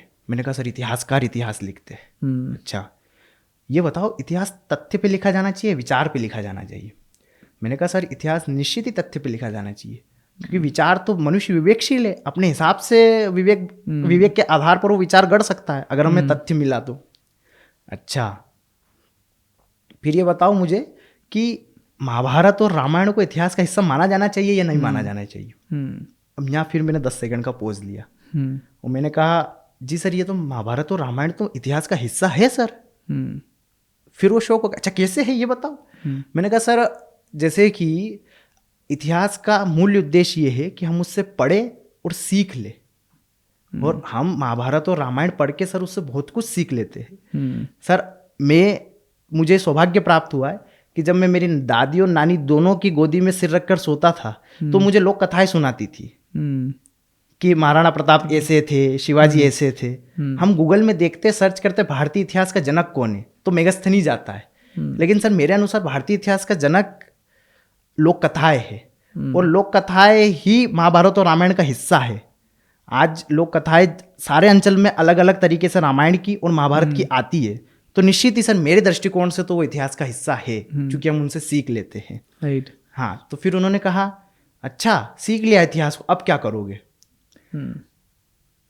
अब मैंने फिर पोज लिया। मैंने कहा सर इसमें मुझे डॉक्टर BR अम्बेडकर जी की पंक्ति याद आती है। उन्होंने कहा था कि वो व्यक्ति कभी इतिहास नहीं रच सकता जिसने इतिहास नहीं पढ़ा हो। तो मैंने सर इतिहास को पढ़ना उसे सीख लेना बहुत ज़्यादा आवश्यक है ताकि हम इतिहास रच सके। बोले किस क्षेत्र में रचोगे। मैंने कहा सर अगर पीढ़ियाँ अपने अतीत को जानेगी, हमारी संस्कृति को जानेगी, तो निश्चित ही सर उनके व्यक्तित्व का निर्माण करेगी, जिससे राष्ट्र निर्माण की जो धारा है वो डेवलप होगी, और जो हमने विकसित भारत 2047 का लक्ष्य रख रखा है वो निश्चित ही पूर्ण होगा। वो और कुछ क्वेश्चन वो बहुत इंटरेस्ट में थे, जैसे आप दिख रहे हैं ना मुझे इंटरेस्ट में, ऐसे बहुत इंटरेस्ट में थे। इतने में शर्मा सर बोलते अरे सर अब आप रहने दीजिए, दूसरे को अन्य सदस्य को क्वेश्चन पूछने दीजिए, बहुत हो गया। उन्होंने इंटरप्ट किया। फिर अन्य सदस्य के पास क्वेश्चन गया तो उन्होंने पूछा अच्छा कविताएं लिखते हो। मैं जी सर। किस पे लिखी है। मैंने सर भारतवर्ष पे लिखी है। अच्छा प्रेम पे भी लिखते हो। मैं जी सर प्रेम पे भी लिखता हूँ। अच्छा राष्ट्र कवि किन्हें कहते हैं। मैंने सर श्री रामधारी सिंह दिनकर जी को कहते हैं। रश्मृति की इन्होंने लिखी थी। मैंने सर इन्होंने ही लिखी थी। अच्छा ये बताओ प्रजापति का क्या अर्थ है। मैंने सर आद्य ब्रह्मा जिन्होंने षष्ठी का निर्माण किया सर उन्हें प्रजापति कहा जाता था। अच्छा किस ग्रंथ में वर्णन है इनका। मैंने सर ऋग्वेद में वर्णन है इसका। अच्छा ऋग्वेद से मुझे ये बताओ ये बात किसने कही थी, किस ऋषि ने कही थी कि मेरे पिता चिकित्सक है, वेद है और मैं कवि हूँ। आपके भी पिता चिकित्सक है और आप कवि हैं, तो बताइए ये किस ऋषि ने कहा था। अब वो क्या मैंने पढ़ रखा था तो याद रह गया, बाकी फैक्चुअल क्वेश्चन किसी से नहीं बनता है। हाँ। मैंने कहा सर ऋषि अंगिराज थे, उनका एक कथन था कि मेरे पिता वेद है और मैं कवि हूँ। अच्छा फिर उन्होंने क्वेश्चन कंप्लीट हुए उनके और शर्मा सर के पास गया। शर्मा सर ने बोला कि ये बताओ प्रद्युम्न तुम्हारा नाम बहुत जटिल है, घर के बड़े बुजुर्ग ले लेते हैं आसानी से नाम। और वो पूछ के नीचे देखने लगे। मैंने कहा सर बड़ी सरलता से ले लेते। फिर उन्होंने ऊपर की ओर देखा। अच्छा कैसे। मैंने कहा सर मेरी पूज्य दादी जी ने मेरा नाम रखा था प्रद्युम्न, जबकि रखा मम्मी ने। पर ट्रिक खेल लिया। ट्रिक खेल ली। अगेन झूठ बोलो, कॉन्फिडेंस से बोलो। ये सब सर ने सिखाया था हमें कि कैसे डील करना है सिचुएशन को, तो वो हो गया। फिर आई थिंक एक सही कम्युनिकेशन का पार्ट है वो कि आप अपनी बात सही से रख पाओ, समझा पाओ, कि एट द एंड उनको ग्राउंड पे लेके आओ। हाँ। सही है। प्रद्युम्न भाई आपने जो इंटरव्यू के एक्सपीरियंस बताया ना, आज तक शायद इस पॉडकास्ट पे इंटरव्यू के इतने इन डेप्थ एक्सपीरियंस किसी टॉपर ने नहीं बताया। सौभाग्य, मज़ा आ गया। प्रद्युम्न भाई आपकी पत्रिका में हेडलाइन थी कि कोचिंग के पैसे नहीं थे, लाइब्रेरी ज्वाइन की और बने अधिकारी। और क्योंकि मैं लाइब्रेरी चलाता हूँ तो मैंने बहुत सारे लोगों को देखा है सिलेक्शन करते हुए, ऐसे लोग जो बिना कोचिंग की भी तैयारी करते हैं। पहले मुझे आपसे बात करना है कोचिंग के बारे में, क्योंकि कई सारे मैसेजेस आज भी आते हैं या कमेंट्स में आते हैं कि यार भैया हमारे पास पैसे नहीं है, हमको तैयारी करना है और हम कोचिंग नहीं कर पा रहे हैं। तो उस केस में पहली चीज़ कि आपके पास तो चलो एक वो सिचुएशन थी, और ये सिचुएशन तो मेरे साथ भी थी कि यार कोचिंग में इंक्वायरी ले ली लेकिन पैसे ही नहीं है फीस देने के। तो यार उस समय पे आप फिर अपने डिसीजन लेते हो कि आपको तैयारी कैसे करनी है, दोस्तों से सपोर्ट लेना है, कैसे आप अपने मेंटर ढूंढोगे, वो फेस कैसा रहा और बिना कोचिंग के MPPSC क्रैक करने का एक्सपीरियंस कैसा रहा, इसके बारे में बताओ। भैया ऐसा रहा कि कोचिंग तो खैर अब पैसे थे नहीं, और घर से तो कितना इतने लेके आए थे कि हाँ 5-6 हज़ार रुपये में अपना रहना खाना चल जाएगा। हाँ।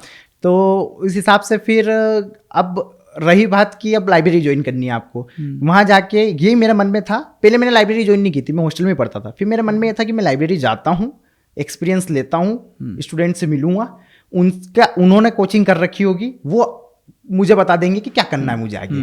अगर कोचिंग करना मस्ट होगी तो PSC का विचार छोड़ देंगे, ठीक है। अगर कोचिंग करना मस्ट नहीं है, अपने से काम चल जाएगा मेहनत करके, तो फिर फोड़ देंगे। तो ये कॉन्फिडेंस था। तो फिर मैं दोस्तों से मिला, तो दोस्तों ने कहा हाँ ठीक है, इतना भी कुछ खास नहीं है, अगर आप पढ़ाई करोगे तो आप खुद से भी कुछ कर सकते हो, ऐसा जरूरी नहीं है कि आप कोचिंग करो। तो मैंने कहा हाँ यार ये तो बहुत अच्छी बात है यार, और अच्छा अपने पैसे बच गए, तो खुश। अब मैंने बोला चलो ठीक है, अब तुम मुझे बताओ कि पढ़ाया कैसे तुम्हें, या कैसे पढ़ा। बोले सिलेबस उठाओ, प्रीवियस ईयर क्वेश्चन उठाओ, यही सबसे बड़ी कोचिंग है, इसके सिवा और कोई कोचिंग है नहीं। ठीक है, क्योंकि PSC की तैयारी ऐसी है कि हिस्ट्री पढ़ के अगर आपको समझ में आ रहा है तो आप कोचिंग मत लगाओ। ज्योग्राफी पढ़ के आपको समझ में आ रही है तो आप कोचिंग मतलब बेसिक से NCERTs पढ़ो, समझ में आ रहा तो मत लगाओ।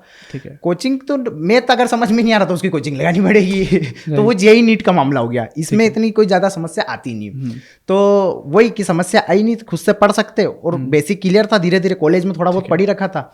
तो फिर हाँ कॉन्फिडेंस था कि अपन बिना कोचिंग के क्रैक कर सकते। बस एक स्मार्ट वर्क कैसे करना है ये कोचिंग सिखाता है, कि आपको एक स्मार्ट स्टडीज कैसे करनी है। तो ये मुझे मेरे दोस्तों ने सिखाया, ये अंकित ने सिखाया, ये नुपुर ने सिखाया कि अपने को इस तरीके से पढ़ना है और ऐसे करके आगे बढ़ना है। फिर जो 2020 में सिलेक्ट हुए उनकी कॉपी देखी मैंने, ठीक है, जैसे मनीष दंगर DC बने, उनकी कॉपी देखी मैंने, जो टॉपर थे। तो मैंने यार गजब लिखा है यार, ऐसा अपन भी लिखेंगे। तो वो फिर वो चीज़, कंटेंट तो था ही सही अपने पास, क्योंकि बाहर बहुत कंटेंट है, अब तो इतना हो गया जिसकी कोई हद नहीं। तो आप उस कंटेंट को उठाओ, उसके नोट्स बनाओ, उसका रिवाइज करो और टेस्ट पेपर लगाओ। टेस्ट में अच्छे नंबर आ रहे, कहाँ आपको ग्रो अप करना है, आपके दोस्तों से पूछ लो, है ना, आपके कोई बड़े भैया कोच लाइब्रेरी के अंदर है या कहीं और है, उनसे पूछ लो, तो वो आपको बता देंगे। ऐसे करके आप धीरे धीरे आगे बढ़ जाओगे। हाँ ये बात है कि बिना कोचिंग से आपको एक अटेम्प्ट लगता है ये जानने में कि मुझे क्या नहीं करना था, जैसे मुझे लगा 2020 में।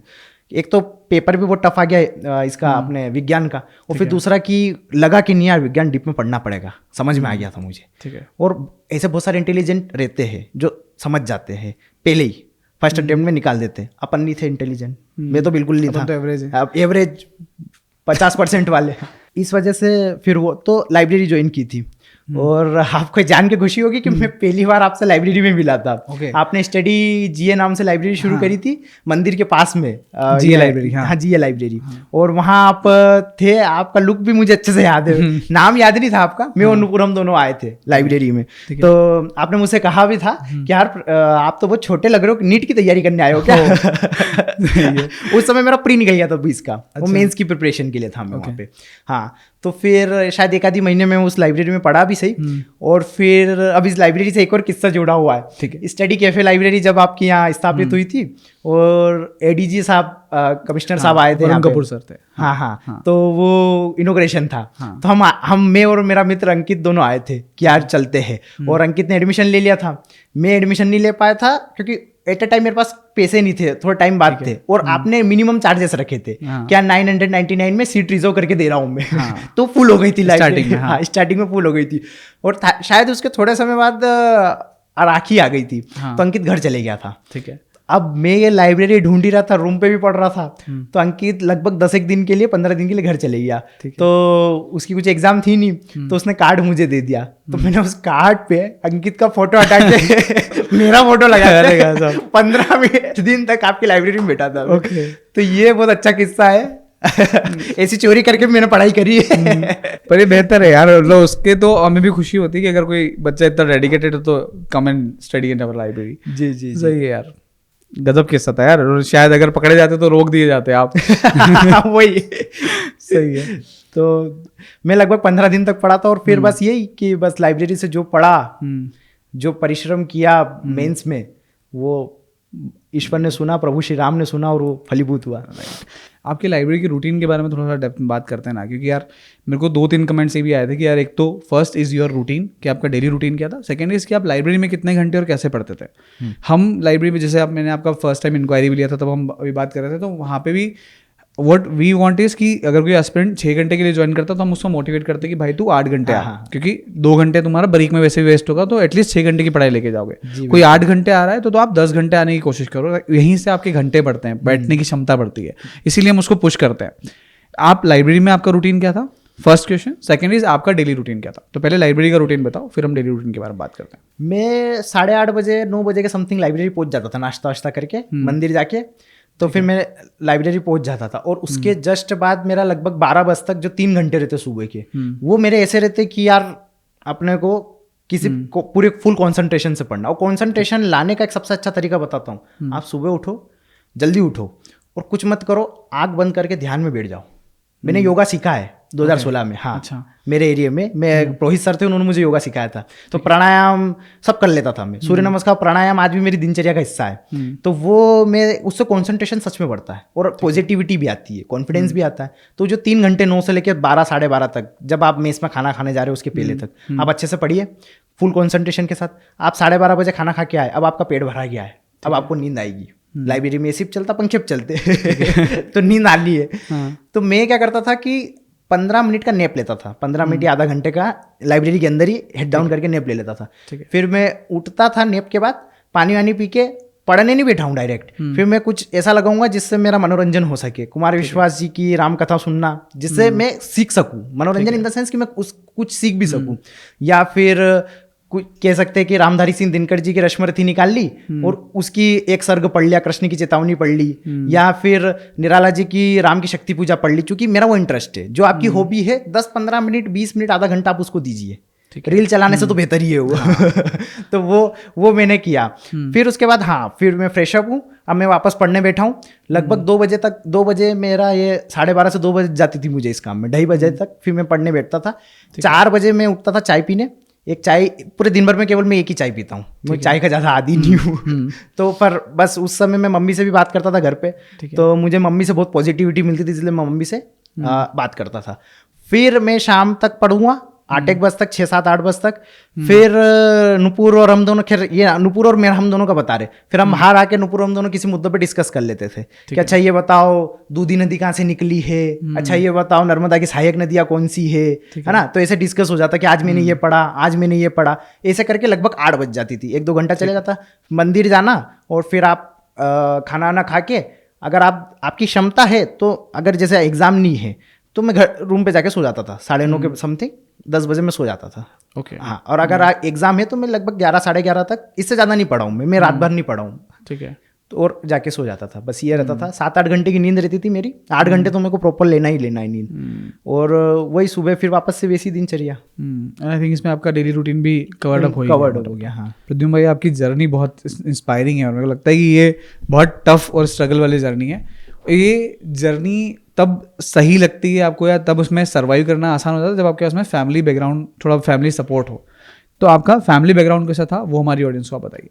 जी, फैमिली बैकग्राउंड तो मतलब हम निम्न मध्यम वर्गीय परिवार से आते हैं, जैसा कि मैंने बताया था आपको।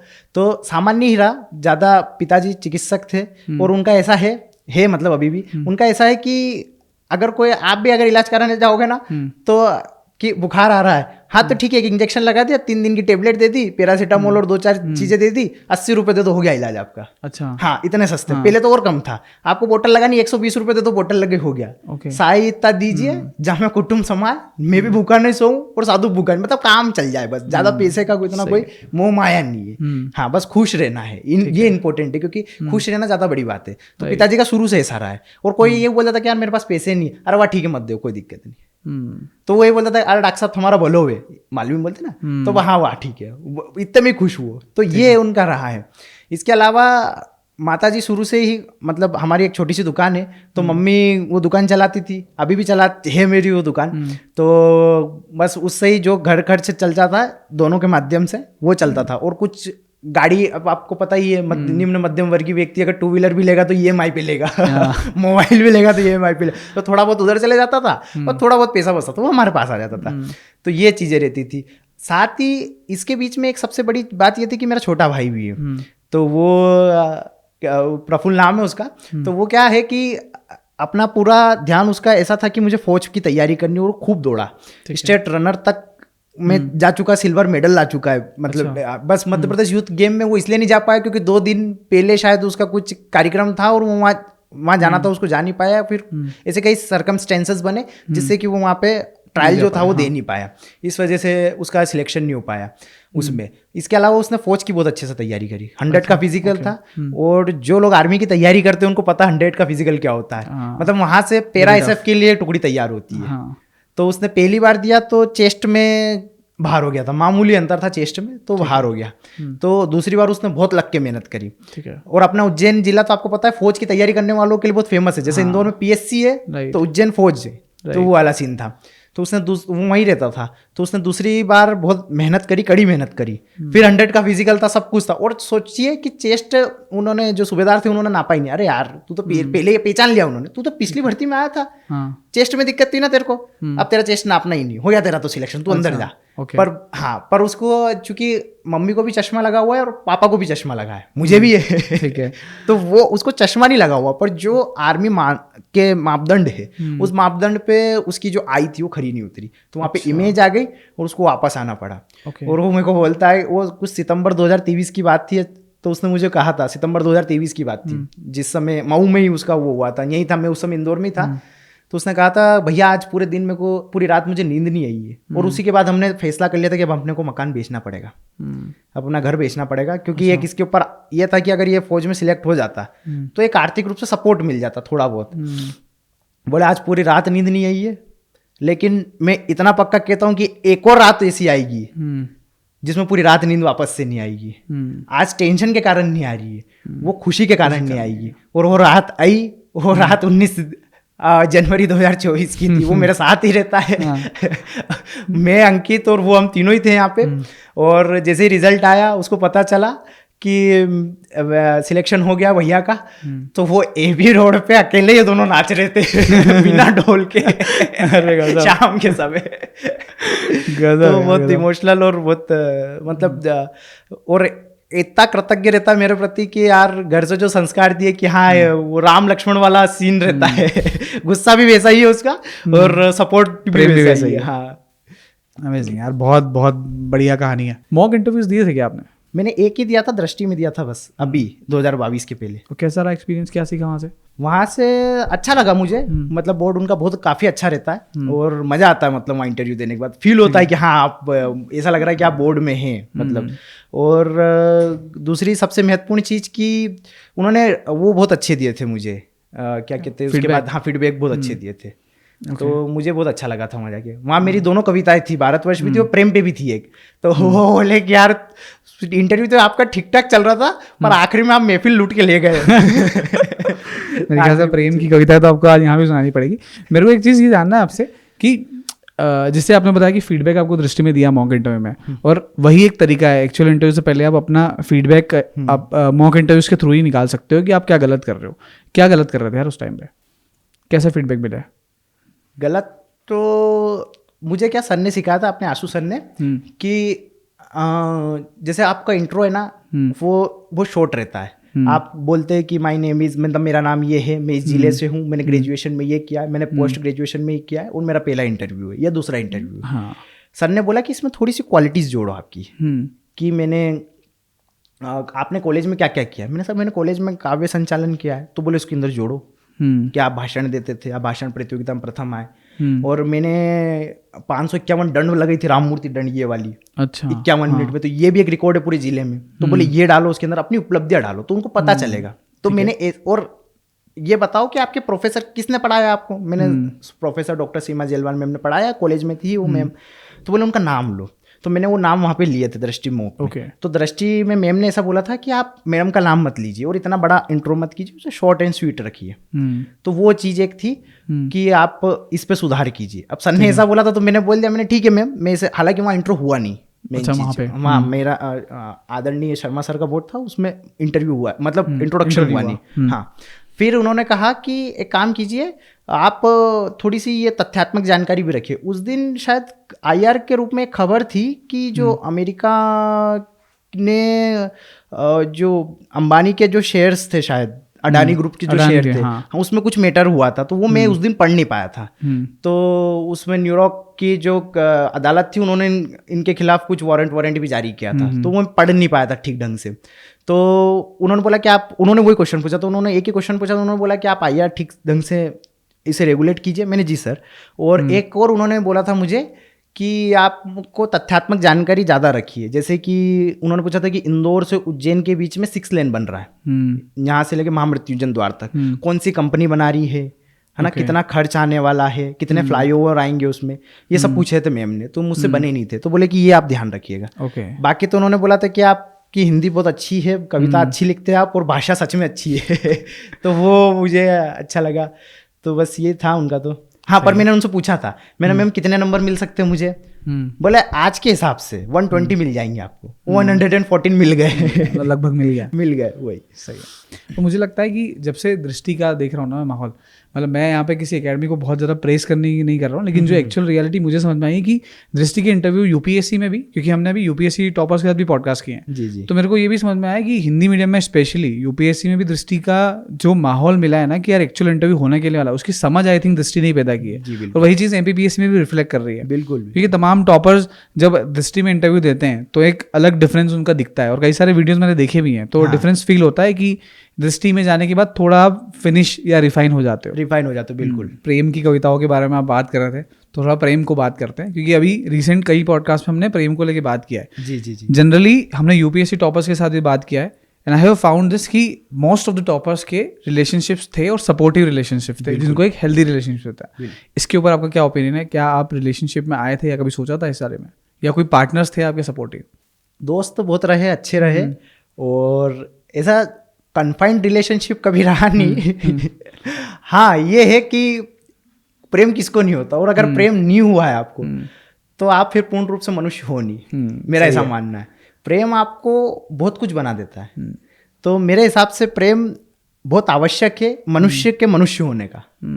तो मुझे पता है, मेरा एक मित्र है, वो तो उसका नाम नहीं बोल सकता मैं, हम बिरलाग्राम कोचिंग जाते थे, ठीक है, उसकी प्रेमिका थी, प्यार हो गया, वो है ना, मतलब देखिए अब प्रेम है क्या, वो मतलब आ रहा है रास्ते में, मिल चुका है उससे, वो उसके घर में है सी ब्लॉक में, और वो हम साइकिल से लगभग 1 किलोमीटर आगे आ गए। मैंने बोला बारिश होने वाली है, चलते। बोले कि नहीं, उसको बारिश बहुत पसंद है, वो बाहर आएगी, उसको देखना है एक बार।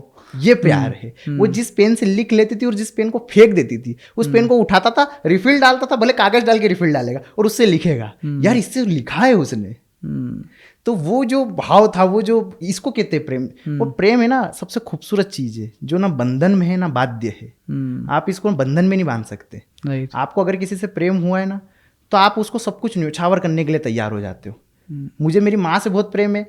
अगर मैं ट्रेन में जा रहा हूँ, जनरल डब्बे में बहुत सारी भीड़ है, और मुझे मेरी माँ को बिठा के लेके जाना है, मेरी माता जी को, तो मैं टीसी के पैर में गिर जाऊंगा, भले मुझे ये ट्रेन खरीदनी पड़े, मेरे अंदर का क्षमता है तो। पर मेरी मम्मी ट्रेन के स्लीपर कोच में बैठ के जाएगी, स्थान पे बैठ के जाएगी, मैं अकेला जाऊंगा तो भले टॉयलेट के पास बैठ के आ जाऊंगा। तो ये जो भाव है, ये प्रेम है, जो बंधन में नहीं है और जो बाध्य नहीं है। अगर आप किसी से प्रेम करते हो तो उससे ना पाने की अपेक्षा रखिए कुछ पाने की, ना उसे प्राप्त करने की अपेक्षा रखिए, क्योंकि जैसे ही आप उसे प्राप्त करोगे तो वो मोह बन जाएगा, और मोह बंधन है, मोह प्रेम नहीं है। प्रेम इन दोनों की सीमा से परे बहुत विशाल अनुभूति है। मैंने कभी लिखा था कि तुमसे मिलने की गहन अभिलाषा है, मैं कुछ ना कहूं फिर भी तुम समझ जाओ, यही प्रेम की भाषा है। नॉन वर्बल कम्युनिकेशन होता है, बातचीत आंखों से होती है, समझ जाता है वो किसको मेरे अंदर, इसके प्रति, मेरे प्रति क्या भाव आ रहे हैं। मेरे प्रेम में, मेरे जो प्रेम के सिद्धांत है उसमें ब्रेकअप नहीं है, क्योंकि आपको जिससे प्यार है उस पर गुस्सा कभी नहीं आएगा इतना कि आप उसको तोड़ के चले जाओ, उससे रिश्ता तोड़ दो। जहाँ प्रेम है वहाँ विश्वास है, वहाँ भरोसा है, वहाँ सब कुछ है, वहाँ करुणा है, वहाँ दया है, वहाँ भक्ति है, आप भगवान मान लेते हो उसको। आपको शक्ल से प्रेम नहीं होता है, खूबसूरती तो एक समय बाद ढल जाती है। आपको उसके दिल से प्रेम होता है, उसके मन से प्रेम होता है, उसके व्यवहार से प्रेम होता है। क्या खूबसूरत बातें करती है ये, क्या खूबसूरत बोलता है ये, कितना आगे बढ़ाता है मुझे ये। मैं जब भी इसके पास पूछने जाऊँ मना ही नहीं करता ये, जहाँ जाना है वहाँ जाने की छूट देता है ये। राइट। और मेरे को कुछ 1% भी कुछ भी हो जाए तो पूरी दुनिया झुकाने का दम रखता है ये। जैसे मनोज सर ने कहा था ना उसमें मूवी में अपन ने देखा 12th फेल में, क्या कहा कि तुम एक बार हाँ कर दो मैं दुनिया उलट पलट कर दूंगा। तो वो आंसू लाने वाला है। प्रेम बहुत खूबसूरत अनुभूति है। अगर आपके जीवन में अब तक प्रेम नहीं घटित हुआ है तो क्या ही शुभकामनाएं व्यक्त कर सकते हैं कि हो जाए। वो कविता कौन सी जो आपने MPPSC के मॉक इंटरव्यू में सुनाई थी? हाँ, वो मैं सुनाना चाहूँगा। वो एक लॉन्ग डिस्टेंसशिप वाली प्रेम जो कविता है वो ऐसी है कि नायिका दूर है और नायक के मन में जो भाव है वो लिख रहा है कि मोहब्बत के ढालान पर बैठकर तुम मुझे अधरों से पुकारना, मैं निगाहों से इश्क करूँगा, तुम खामोशी से गले लगाना, पलकों का पलकों से मिलन होगा, दिलों की बारात सजेगी, तब तुम अपनी उस हथेली को चूमना जिसमें मेरे नाम की मेहंदी लगेगी। ओ गजब यार, गजब की कवि हो आप। अब जब हम प्रेम की बात करते हैं, I also want to talk about दोस्ती, क्योंकि दोस्ती किसी चीज़, जैसे कि हम बात भी कर रहे थे, तो आपने बताया कि आपके कुछ 3-4-5 लोग हैं जिन्होंने आपको बहुत सपोर्ट किया। और आई थिंक कि जब PSC की स्पेशली आप जो तैयारी कर रहे हो, क्योंकि एक तो रिजल्ट लेट आया, तो कोई साथ खड़ा हो ना खड़ा हो, आपके दोस्त आपको थोड़ा एक मोटिवेशन या पुश जरूर देते हैं। दोस्ती के कॉन्सेप्ट के बारे में बताइए, आपके दोस्तों ने कैसे आपको सपोर्ट किया है और इस पूरे कॉन्सेप्ट के बारे में आप कैसे देखते हो? जी, प्रेम को मैं दोस्ती से जोड़ के देखता हूँ। अगर आप का कोई मित्र है और उससे आप प्रेम नहीं करते हो, प्रेमपूर्ण व्यवहार नहीं आपका, तो मित्र नहीं हो आप। राइट। और आप किसी से प्रेम करते हो, उससे मित्रतापूर्ण व्यवहार नहीं कर पा रहे हो, तो प्रेम खत्म हो जाएगा। तो ये दोनों एक दूसरे के साथ इंटरकनेक्टेड है। प्रेम केवल वासनाओं तक सीमित नहीं है, उससे बहुत परे एक अनुभूति है जो अब तक किसी ने देखी नहीं है। और जहाँ तक बात आती है दोस्ती की, तो वो एक शब्द बहुत छोटा है, मित्रता दोस्ती बहुत छोटे शब्द है, लेकिन इसके बहुत बड़े और बहुत गहरे और इमोशनली कनेक्टिविटी का काम करते हैं। बहुत मायने इसके। मतलब लड़कों की दोस्ती तो खैर खतरनाक रहती है, मैंने लड़कियों की भी दोस्ती बहुत अच्छी देखी मेरे प्रति।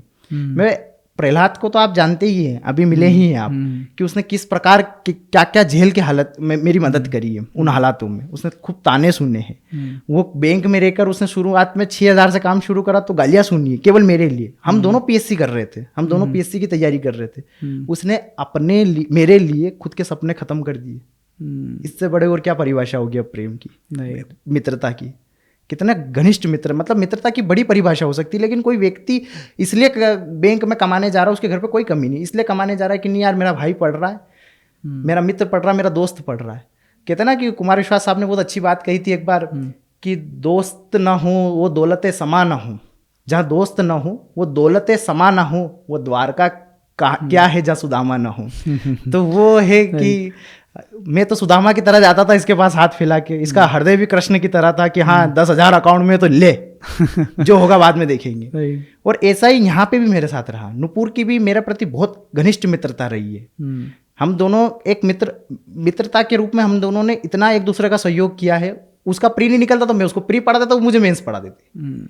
और अभी भी उसने क्या बोला था जब उसका सिलेक्शन हो रहा था कि 2021 में हो गया था, वो 2022 में बोलता यार प्रद्युम्न 13 हो जाए यार, मेरा तो फिर भी ठीक है, मुझे तो मिल गया, बस 13 हो जाए एक बार। तो ये जो भाव है ये मित्रता है। मेरे से 3 से 4 साल बड़ी है, भूमि नाम है उसका। मतलब मैंने इंदौर में ऐसे भी दिन देखे हैं कि मैंने एक टाइम का खाना तक नहीं खाया है। 15 दिन के लिए हम जहाँ भाभी के यहाँ मेस लगाते थे, उन्होंने छुट्टी कर दी थी, कहीं गए थे वो। 60 रुपये भी नहीं रहते थे कि मैं एक थाली लेके खाना खा सकूं। उसने हॉस्टल के पीछे से जो खाना रहता था वो टिफिन पैक करके देती थी मुझे, ले प्रद्युम्न खा लेना। अब भी मिल के आया हूँ मैं उससे। नाश्ता दे देती थी कि ले प्रद्युम्न खा लेना। ये मित्रता, ये प्रगाढ़ मित्रता। मैं उसके पैर छू के आया हूँ और वो पीछे हट गई, बोले यार तू क्या कर रहा है यार। तो आशीष भी हमें थोड़ा इमोशनल हो गया था। क्या करे, संबंधी ऐसा प्रेम मित्रता का। अब ऐसा ही देखो, अब मेरे साथ, अब मेरा जो रूममेट है अंकित, उसका भी मेरे प्रति ऐसा ही व्यवहार है। पता है अभी कल परसों वो यही है, मेरे साथ ही रहा। 3-4 दिन पहले, कल परसों रिजल्ट आया, उसके एक दिन पहले मैंने उसको बोला, मैंने यार अंकित मेरे पास कुछ भी नहीं है, मतलब मेरे पास खेती भी नहीं है, मैं कर लूँगा, तेरे पास तो जमीन है, तू खेती कर लेगा। और उस व्यक्ति ने क्या लाइन बोली यार, उसने कहा यार तू लोड क्यों ले रहा है, तेरी जमीन नहीं है क्या, वो अपनी जमीन है, सब कुछ कमा के खा लेंगे, लोड मत ले, तेरा भाई तेरे साथ खड़ा है। Right. और अगर तेरा पीएससी में सिलेक्शन नहीं हुआ तो मैं पीएससी छोड़ दूंगा, तेरा नहीं होगा तो किसका होगा यार। और क्या चाहिए, गूज़बम्स आ गए सुन के तो। और क्या चाहिए, मतलब ये ताकत चाहिए थी मुझे कि कोई मुझे आके ये बोल के चले जाए Right. कि यार कोई पीछे खड़ा है, अब तो सबसे लड़ लेंगे। और बहुत गजब, मतलब मैं पुनर्जन्म को मानता हूँ, तो मैं ऐसा समझता हूँ कि मैंने पिछले जन्म में बहुत अच्छे काम करे जो मुझे इतने अच्छे दोस्त मिले। राइट यार, मेरे को ये भी जानना है कि जैसे आपने पहले बताया कि घर बेचना पड़ा, फिर इंदौर में रहने के सर्वाइवल के पैसे नहीं है कि यार खाना नहीं हो पा रहा है, रहना नहीं हो पा रहा है, तो इस केस में कभी आपने सोचा नहीं कि यार, क्योंकि और ये सवाल मैं इसलिए भी पूछ रहा हूँ आपसे कि मेरे बहुत सारे ऐसे लोगों को देखा है मैंने जो मेरे करीबी थे और उनको पीएससी छोड़ना पड़ा किसी कारण से कि यार अब नहीं हो सकता, इसके आगे सर्वाइवल नहीं हो सकता। तो ऐसे बहुत सारे दोस्त हैं और कुछ लोग ऐसे हैं जो ये मान के चल रहे हैं कि हमारे बस ये लास्ट अटैम्प्ट है, इसके बाद हम अटैम्प्ट नहीं दे पाएंगे क्योंकि घर से भी प्रेशर बढ़ गया है। तो इतनी विषम परिस्थितियों में, इतने टफ माहौल में ये सोचा नहीं कि यार पीएससी छोड़ के लेट्स डू समथिंग एल्स और कहीं से बस पैसा निकाल लें? इसमें मेरे मम्मी पापा बहुत, मतलब उनके चरण धो के पी लो तो कम है। वो इतने पॉजिटिव रहते, बोले तेरा आज नहीं तो कल होगा, हमको पता है, तू बस तैयारी कर। मकान बेच दिया ना, अरे वो मकान ही खराब था यार, उसका वास्तु ठीक नहीं था, इस वजह से अपना सिलेक्शन नहीं हो रहा था। देख यहाँ गांव में कितने अच्छे लोग हैं, और गांव में वाकई बहुत अच्छे लोग रहते, मैंने देखा जाके। शहर के कंपैरिजन में गांव में सच में बहुत अच्छे लोग हैं। देख कितने अच्छे लोग हैं, आज तक मुझे सब्जी के भाव नहीं पता चले। लोग कोई भी किसके खेत से सब्जी ताजी उठा के ले आता, मेरे को तो कोई टेंशन ही नहीं है यार। हनुमान जी का मंदिर है, शिव, मेरी मम्मी महाकाल की परम भक्त है, आदरणीय माता श्रीमती संगीता जी प्रजापत बहुत। तो वो उनको बोले कि मैं मेरे महाकाल को पिता की तरह पूछती हूँ और वो मेरा ख्याल जरूर रखेंगे, और तू टेंशन मत ले, तेरा सिलेक्शन 101% होगा। तो मम्मी पापा ने कभी प्रेशर डाला ही नहीं, इतना सहयोग किया कि मैं बता नहीं सकता आपको। उनके दिमाग में कभी ये आया ही नहीं कि इसको वापस बुलाना है अपने को, या पीएससी छुड़वानी है इससे, या कुछ और काम करवाना है, जबकि उनको बहुत लोगों ने क्या क्या ताने सुना है जिसकी कोई हद नहीं। आपको पता है मालवा में 25 वर्ष का हो जाना बहुत बड़ी बात होती है कि यार अब शादी कब करोगे, है ना, गांव में चले गए तुमको लड़की कौन देगा, ऐसा रहता, बहुत सारी चीजें रहती है। आके बहुत सारी कुछ कुछ बोल के चले जाते हैं कि इतना बड़ा घर बेच के वहां चले गए, पागल हो तुम तो बच्चों को पढ़ा रहे हो। राइट। लेकिन उनका जो मतलब दृढ़ विश्वास था मेरे प्रति, और क्या विश्वास, किस बच्चे पे विश्वास जिसके 55% आ रहे। तो ऐसे माँ बाप तो मतलब भगवान है मेरे लिए, और ईश्वर की तरह ही पूछता हूँ मैं उनको। मैं ये जो आदरणीय माताश्री बोल रहा हूँ, मैं ऐसे ही बात करता हूँ। आदरणीय पिताश्री प्रणाम, मोबाइल पे भी अभी फोन आ जाएगा मैं ऐसे ही बोलूँगा उनसे। मम्मी का आ जाएगा आदरणीय माताश्री प्रणाम, और उधर से एक ही शब्द, महाकाल बाबा तेरा मनोरथ पूर्ण करे बेटा। और उनको कुछ नहीं चाहिए। उन्होंने बोला कि बेटा मेरे को महाकाल की नगरी में घर बना देना तू, और बस आज सूखी रोटी खा रहे, कल चुपड़ी हुई खा लेंगे, बाकी और कोई पैसा नहीं काम चाहिए मुझे। पता है मुझे, ये मेरी माता जी की सीख है मुझे। मेरा जीआरएफ हुआ 16 फरवरी 2024 को। ठीक है। मुझे एक विश्वविद्यालय का नाम लेना उचित नहीं है, क्योंकि उस विश्वविद्यालय में बहुत बड़े बड़े लोग दिए, राजनीति के क्षेत्र में, समाज के क्षेत्र में और अर्थव्यवस्था के क्षेत्र में। आज बहुत बड़े बड़े स्तर पे वो काम भी कर रहे हो। ठीक है। वहाँ पे कुछ लोग रहते हैं जो विश्वविद्यालय को भी कलंकित करने का कार्य करते हैं। तो उन्होंने कहा कि आप इतने पैसे दे दीजिए, आपका पीएचडी में एडमिशन हो जाएगा। मेरे पास कॉल आया, तो मैंने कहा यार मैं नहीं दे पाऊंगा पैसे, मेरे पास है नहीं। अरे यार आप सोच क्यों नहीं रहे हो, आपको पैसे, उसको पता चल गया कि इसके पास पैसे की तंगी है यार। आपको पता जीआरएफ में 40,000 रुपये महीना मिलता है। तो बोले कि यार 40,000 रुपये महीना मिलेगा, एसआरएफ हो जाओगे 50,000 रुपये महीना मिलेगा, तो आप पागलपंती मत कीजिए, ये काम कर, एडमिशन ले लीजिए, इतना अमाउंट है, और ज़्यादा बड़ा अमाउंट भी नहीं था वो। तो मैंने कहा यार नहीं, मैं वो मेरे दोस्तों ने बहुत बोला कि, मैंने बोला नहीं, सत्य और सफलता दोनों में से एक का चुनाव करना पड़ेगा, तो मैं सत्य के साथ खड़ा रहूँगा, क्योंकि वो पढ़ना ज़्यादा भारी है ईश्वर। और ये मेरी माता जी ने मुझे सिखाया है, पैसा इंपॉर्टेंट नहीं है, पैसा आज है कल नहीं रहेगा, वो पता नहीं कब तक रहेगा। लेकिन बेटा तू कल मुझे आशीर्वाद देते हुए उन्होंने एक चीज़ बोली, बेटा तू जिस विभाग में रहेगा, जिस जिले में रहेगा, जब वहाँ से तेरा ट्रांसफर होए तो 4 लोगों की आंखें नम हो जानी चाहिए। तब मुझे लगेगा कि हाँ मेरे बेटे ने कुछ पद अर्जित किया है, या बाबा महाकाल ने उसे कुछ दिया है। राइट। तो ये नैतिक शिक्षा ज़्यादा महत्वपूर्ण है। ये संस्कार थे जो मुझे ये मूल्य थे जो मुझे बांधे रखे, और शायद ईश्वर ने कृपा करी, प्रभु राम ने कृपा करी, और मैं आज इस पद पे आ चुका हूँ। और अभी तक मेरा पीएचडी में एडमिशन नहीं हुआ है क्योंकि डीएवी में मुझे लेना था और डीएवी में सीट नहीं आई। तो फिर मैंने सोचा चलो कोई बात नहीं, इसमें हो गया। और मेरा हिंदी से अब पीएचडी करने का मन है, तो अब मैं हिंदी में करूँगा। सही यार, बहुत मज़ा आया आपसे बात करके। और स्पेशली जब लास्ट वाले पॉइंट पे हम जब स्पेशली घर की बात कर रहे थे या दोस्तों की बात कर रहे थे, तो बहुत सारी चीज़ें ऐसी थी जो ditto as it is same हुई है, चाहे वो खाने वाली बात हो, चाहे वो मम्मी पापा से बात हो, ये सारी सिचुएशन उस समय हुई थी। तो मैं अपने आज से 4-5 साल वाली लाइफ पूरा अपने दिमाग में जी रहा था, क्योंकि मेरे को सारी चीज़ें एकदम याद आ गई कि यार इंदौर में कैसे रहे, घर पे क्या बात होती थी, और ये almost ditto as it is, word by word बहुत सारी चीज़ें इसमें सेम है। मज़ा आया यार भाई आपसे बात करके, और आई एम श्योर कि ये हर एस्पिरेंट जो है पॉडकास्ट इस वक्त देख रहा है उनकी लाइफ में भी वैल्यू एडिशन दे रहा होगा। जी one final piece of advice अगर किसी एस्पिरेंट है, क्योंकि हम जानते हैं कि यार इस एग्ज़ाम की तैयारी मोस्टली वो लोग करते हैं जिनकी फाइनेंशियल सिचुएशन इतनी ज़्यादा अच्छी नहीं होती, क्योंकि यही एक तरीका है आपके जीवन को बदलने का। तो ऐसे लोग जो तैयारी कर रहे हैं लेकिन स्ट्रगलिंग फेज में है, बहुत परेशानियां, बहुत दिक्कत आ रही है, उनके लिए आपका one final piece of advice क्या है? मेरी एक ही एडवाइस है, मनोज साहब का बहुत अच्छा शेर है, मनोज मुंतशिर जी का, लहू के कतरे माटी में बोए है, खुशबू जहाँ भी है मेरी कर्जदार है। आप विश्वास रखिए, अगर आपने मेहनत करी है, अगर आपने माटी में कतरे बोए ना, अगर आपने रोज ये मेंस का एक पेपर लिखा है प्री होने के बाद, अगर आपने रोज एक क्वेश्चन पेपर मेंस प्री का लगाया है, तो लहू के कतरे मैंने माटी में बोए है, खुशबू जहाँ भी है मेरी कर्जदार है, और ये वक्त होगा तेरा मेरा हिसाब एक दिन, मेरी जीत न जाने कब से तुझ पे उधार है। तो आपकी जीत उधार है उस वक्त के ऊपर, आप बस परिश्रम कीजिए, कुछ और मत ध्यान दीजिए, और इतिहास पढ़िए, इतिहास में बहुत बड़े बड़े नायक है। गुलामी की रबड़ी खाने से बेहतर है महाराणा प्रताप ने स्वाभिमान की घास की रोटी खाई थी, आप उनसे सीखिए। रानी लक्ष्मीबाई जी ने घोड़े के वल्गे को मुंह में बांध के, पीछे अपने नवजात शिशु को बांध कर, दोनों हाथ में तलवार लेकर विश्व के 2/3 क्षेत्र पर राज करने वाले ब्रिटानी साम्राज्य को चुनौती दे डाली थी। या फिर चंद्रशेखर आज़ाद, ये तीनों मध्य प्रदेश के, इसलिए मैं बात कर रहा हूँ। या चंद्रशेखर आज़ाद की बात करें, महान क्रांतिकारी, जिनके पास कुछ नहीं था, तन पे केवल एक धोती और मुझ पे ताव और एक पिस्तौल, और पूरा ब्रिटिश को हिला दिया और कहा तेरी फिजाओं को हमेशा याद रखूंगा, आज़ाद था, आज़ाद हूँ और आज़ाद ही रहूँगा। तो अगर आपने इतिहास को गहराई से पढ़ा है तो मध्य प्रदेश लोक सेवा आयोग की परीक्षा उत्तीर्ण करना सामान्य है, सच में सामान्य। मैं मानता हूँ परेशानियाँ आती है आर्थिक रूप से और तमाम तरीके से, लेकिन आप पे भरोसा रखिए, आपकी मेहनत पे भरोसा रखिए। आज के दिन से भी आप शुरुआत करेंगे ना अनुशासित ढंग से। मुझसे पूछते हैं मेरे जो सर है ना, आशु सर, वो कहते थे कि प्रद्युम्न तुम्हारा धर्म बहुत अच्छा है, एक दिन क्लास में आके धर्म समझा देना।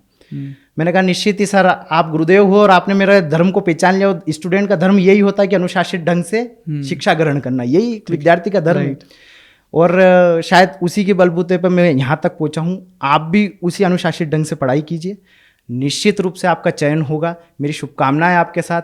वो सिलेक्शन के PDF में आज नहीं तो कल नाम होगा, लेकिन 100% होगा। Right, thank you so much Pradyumna भाई पॉडकास्ट पे आने के लिए। मुझे बहुत मज़ा आया, दिल से मज़ा आया आपके साथ बात करके।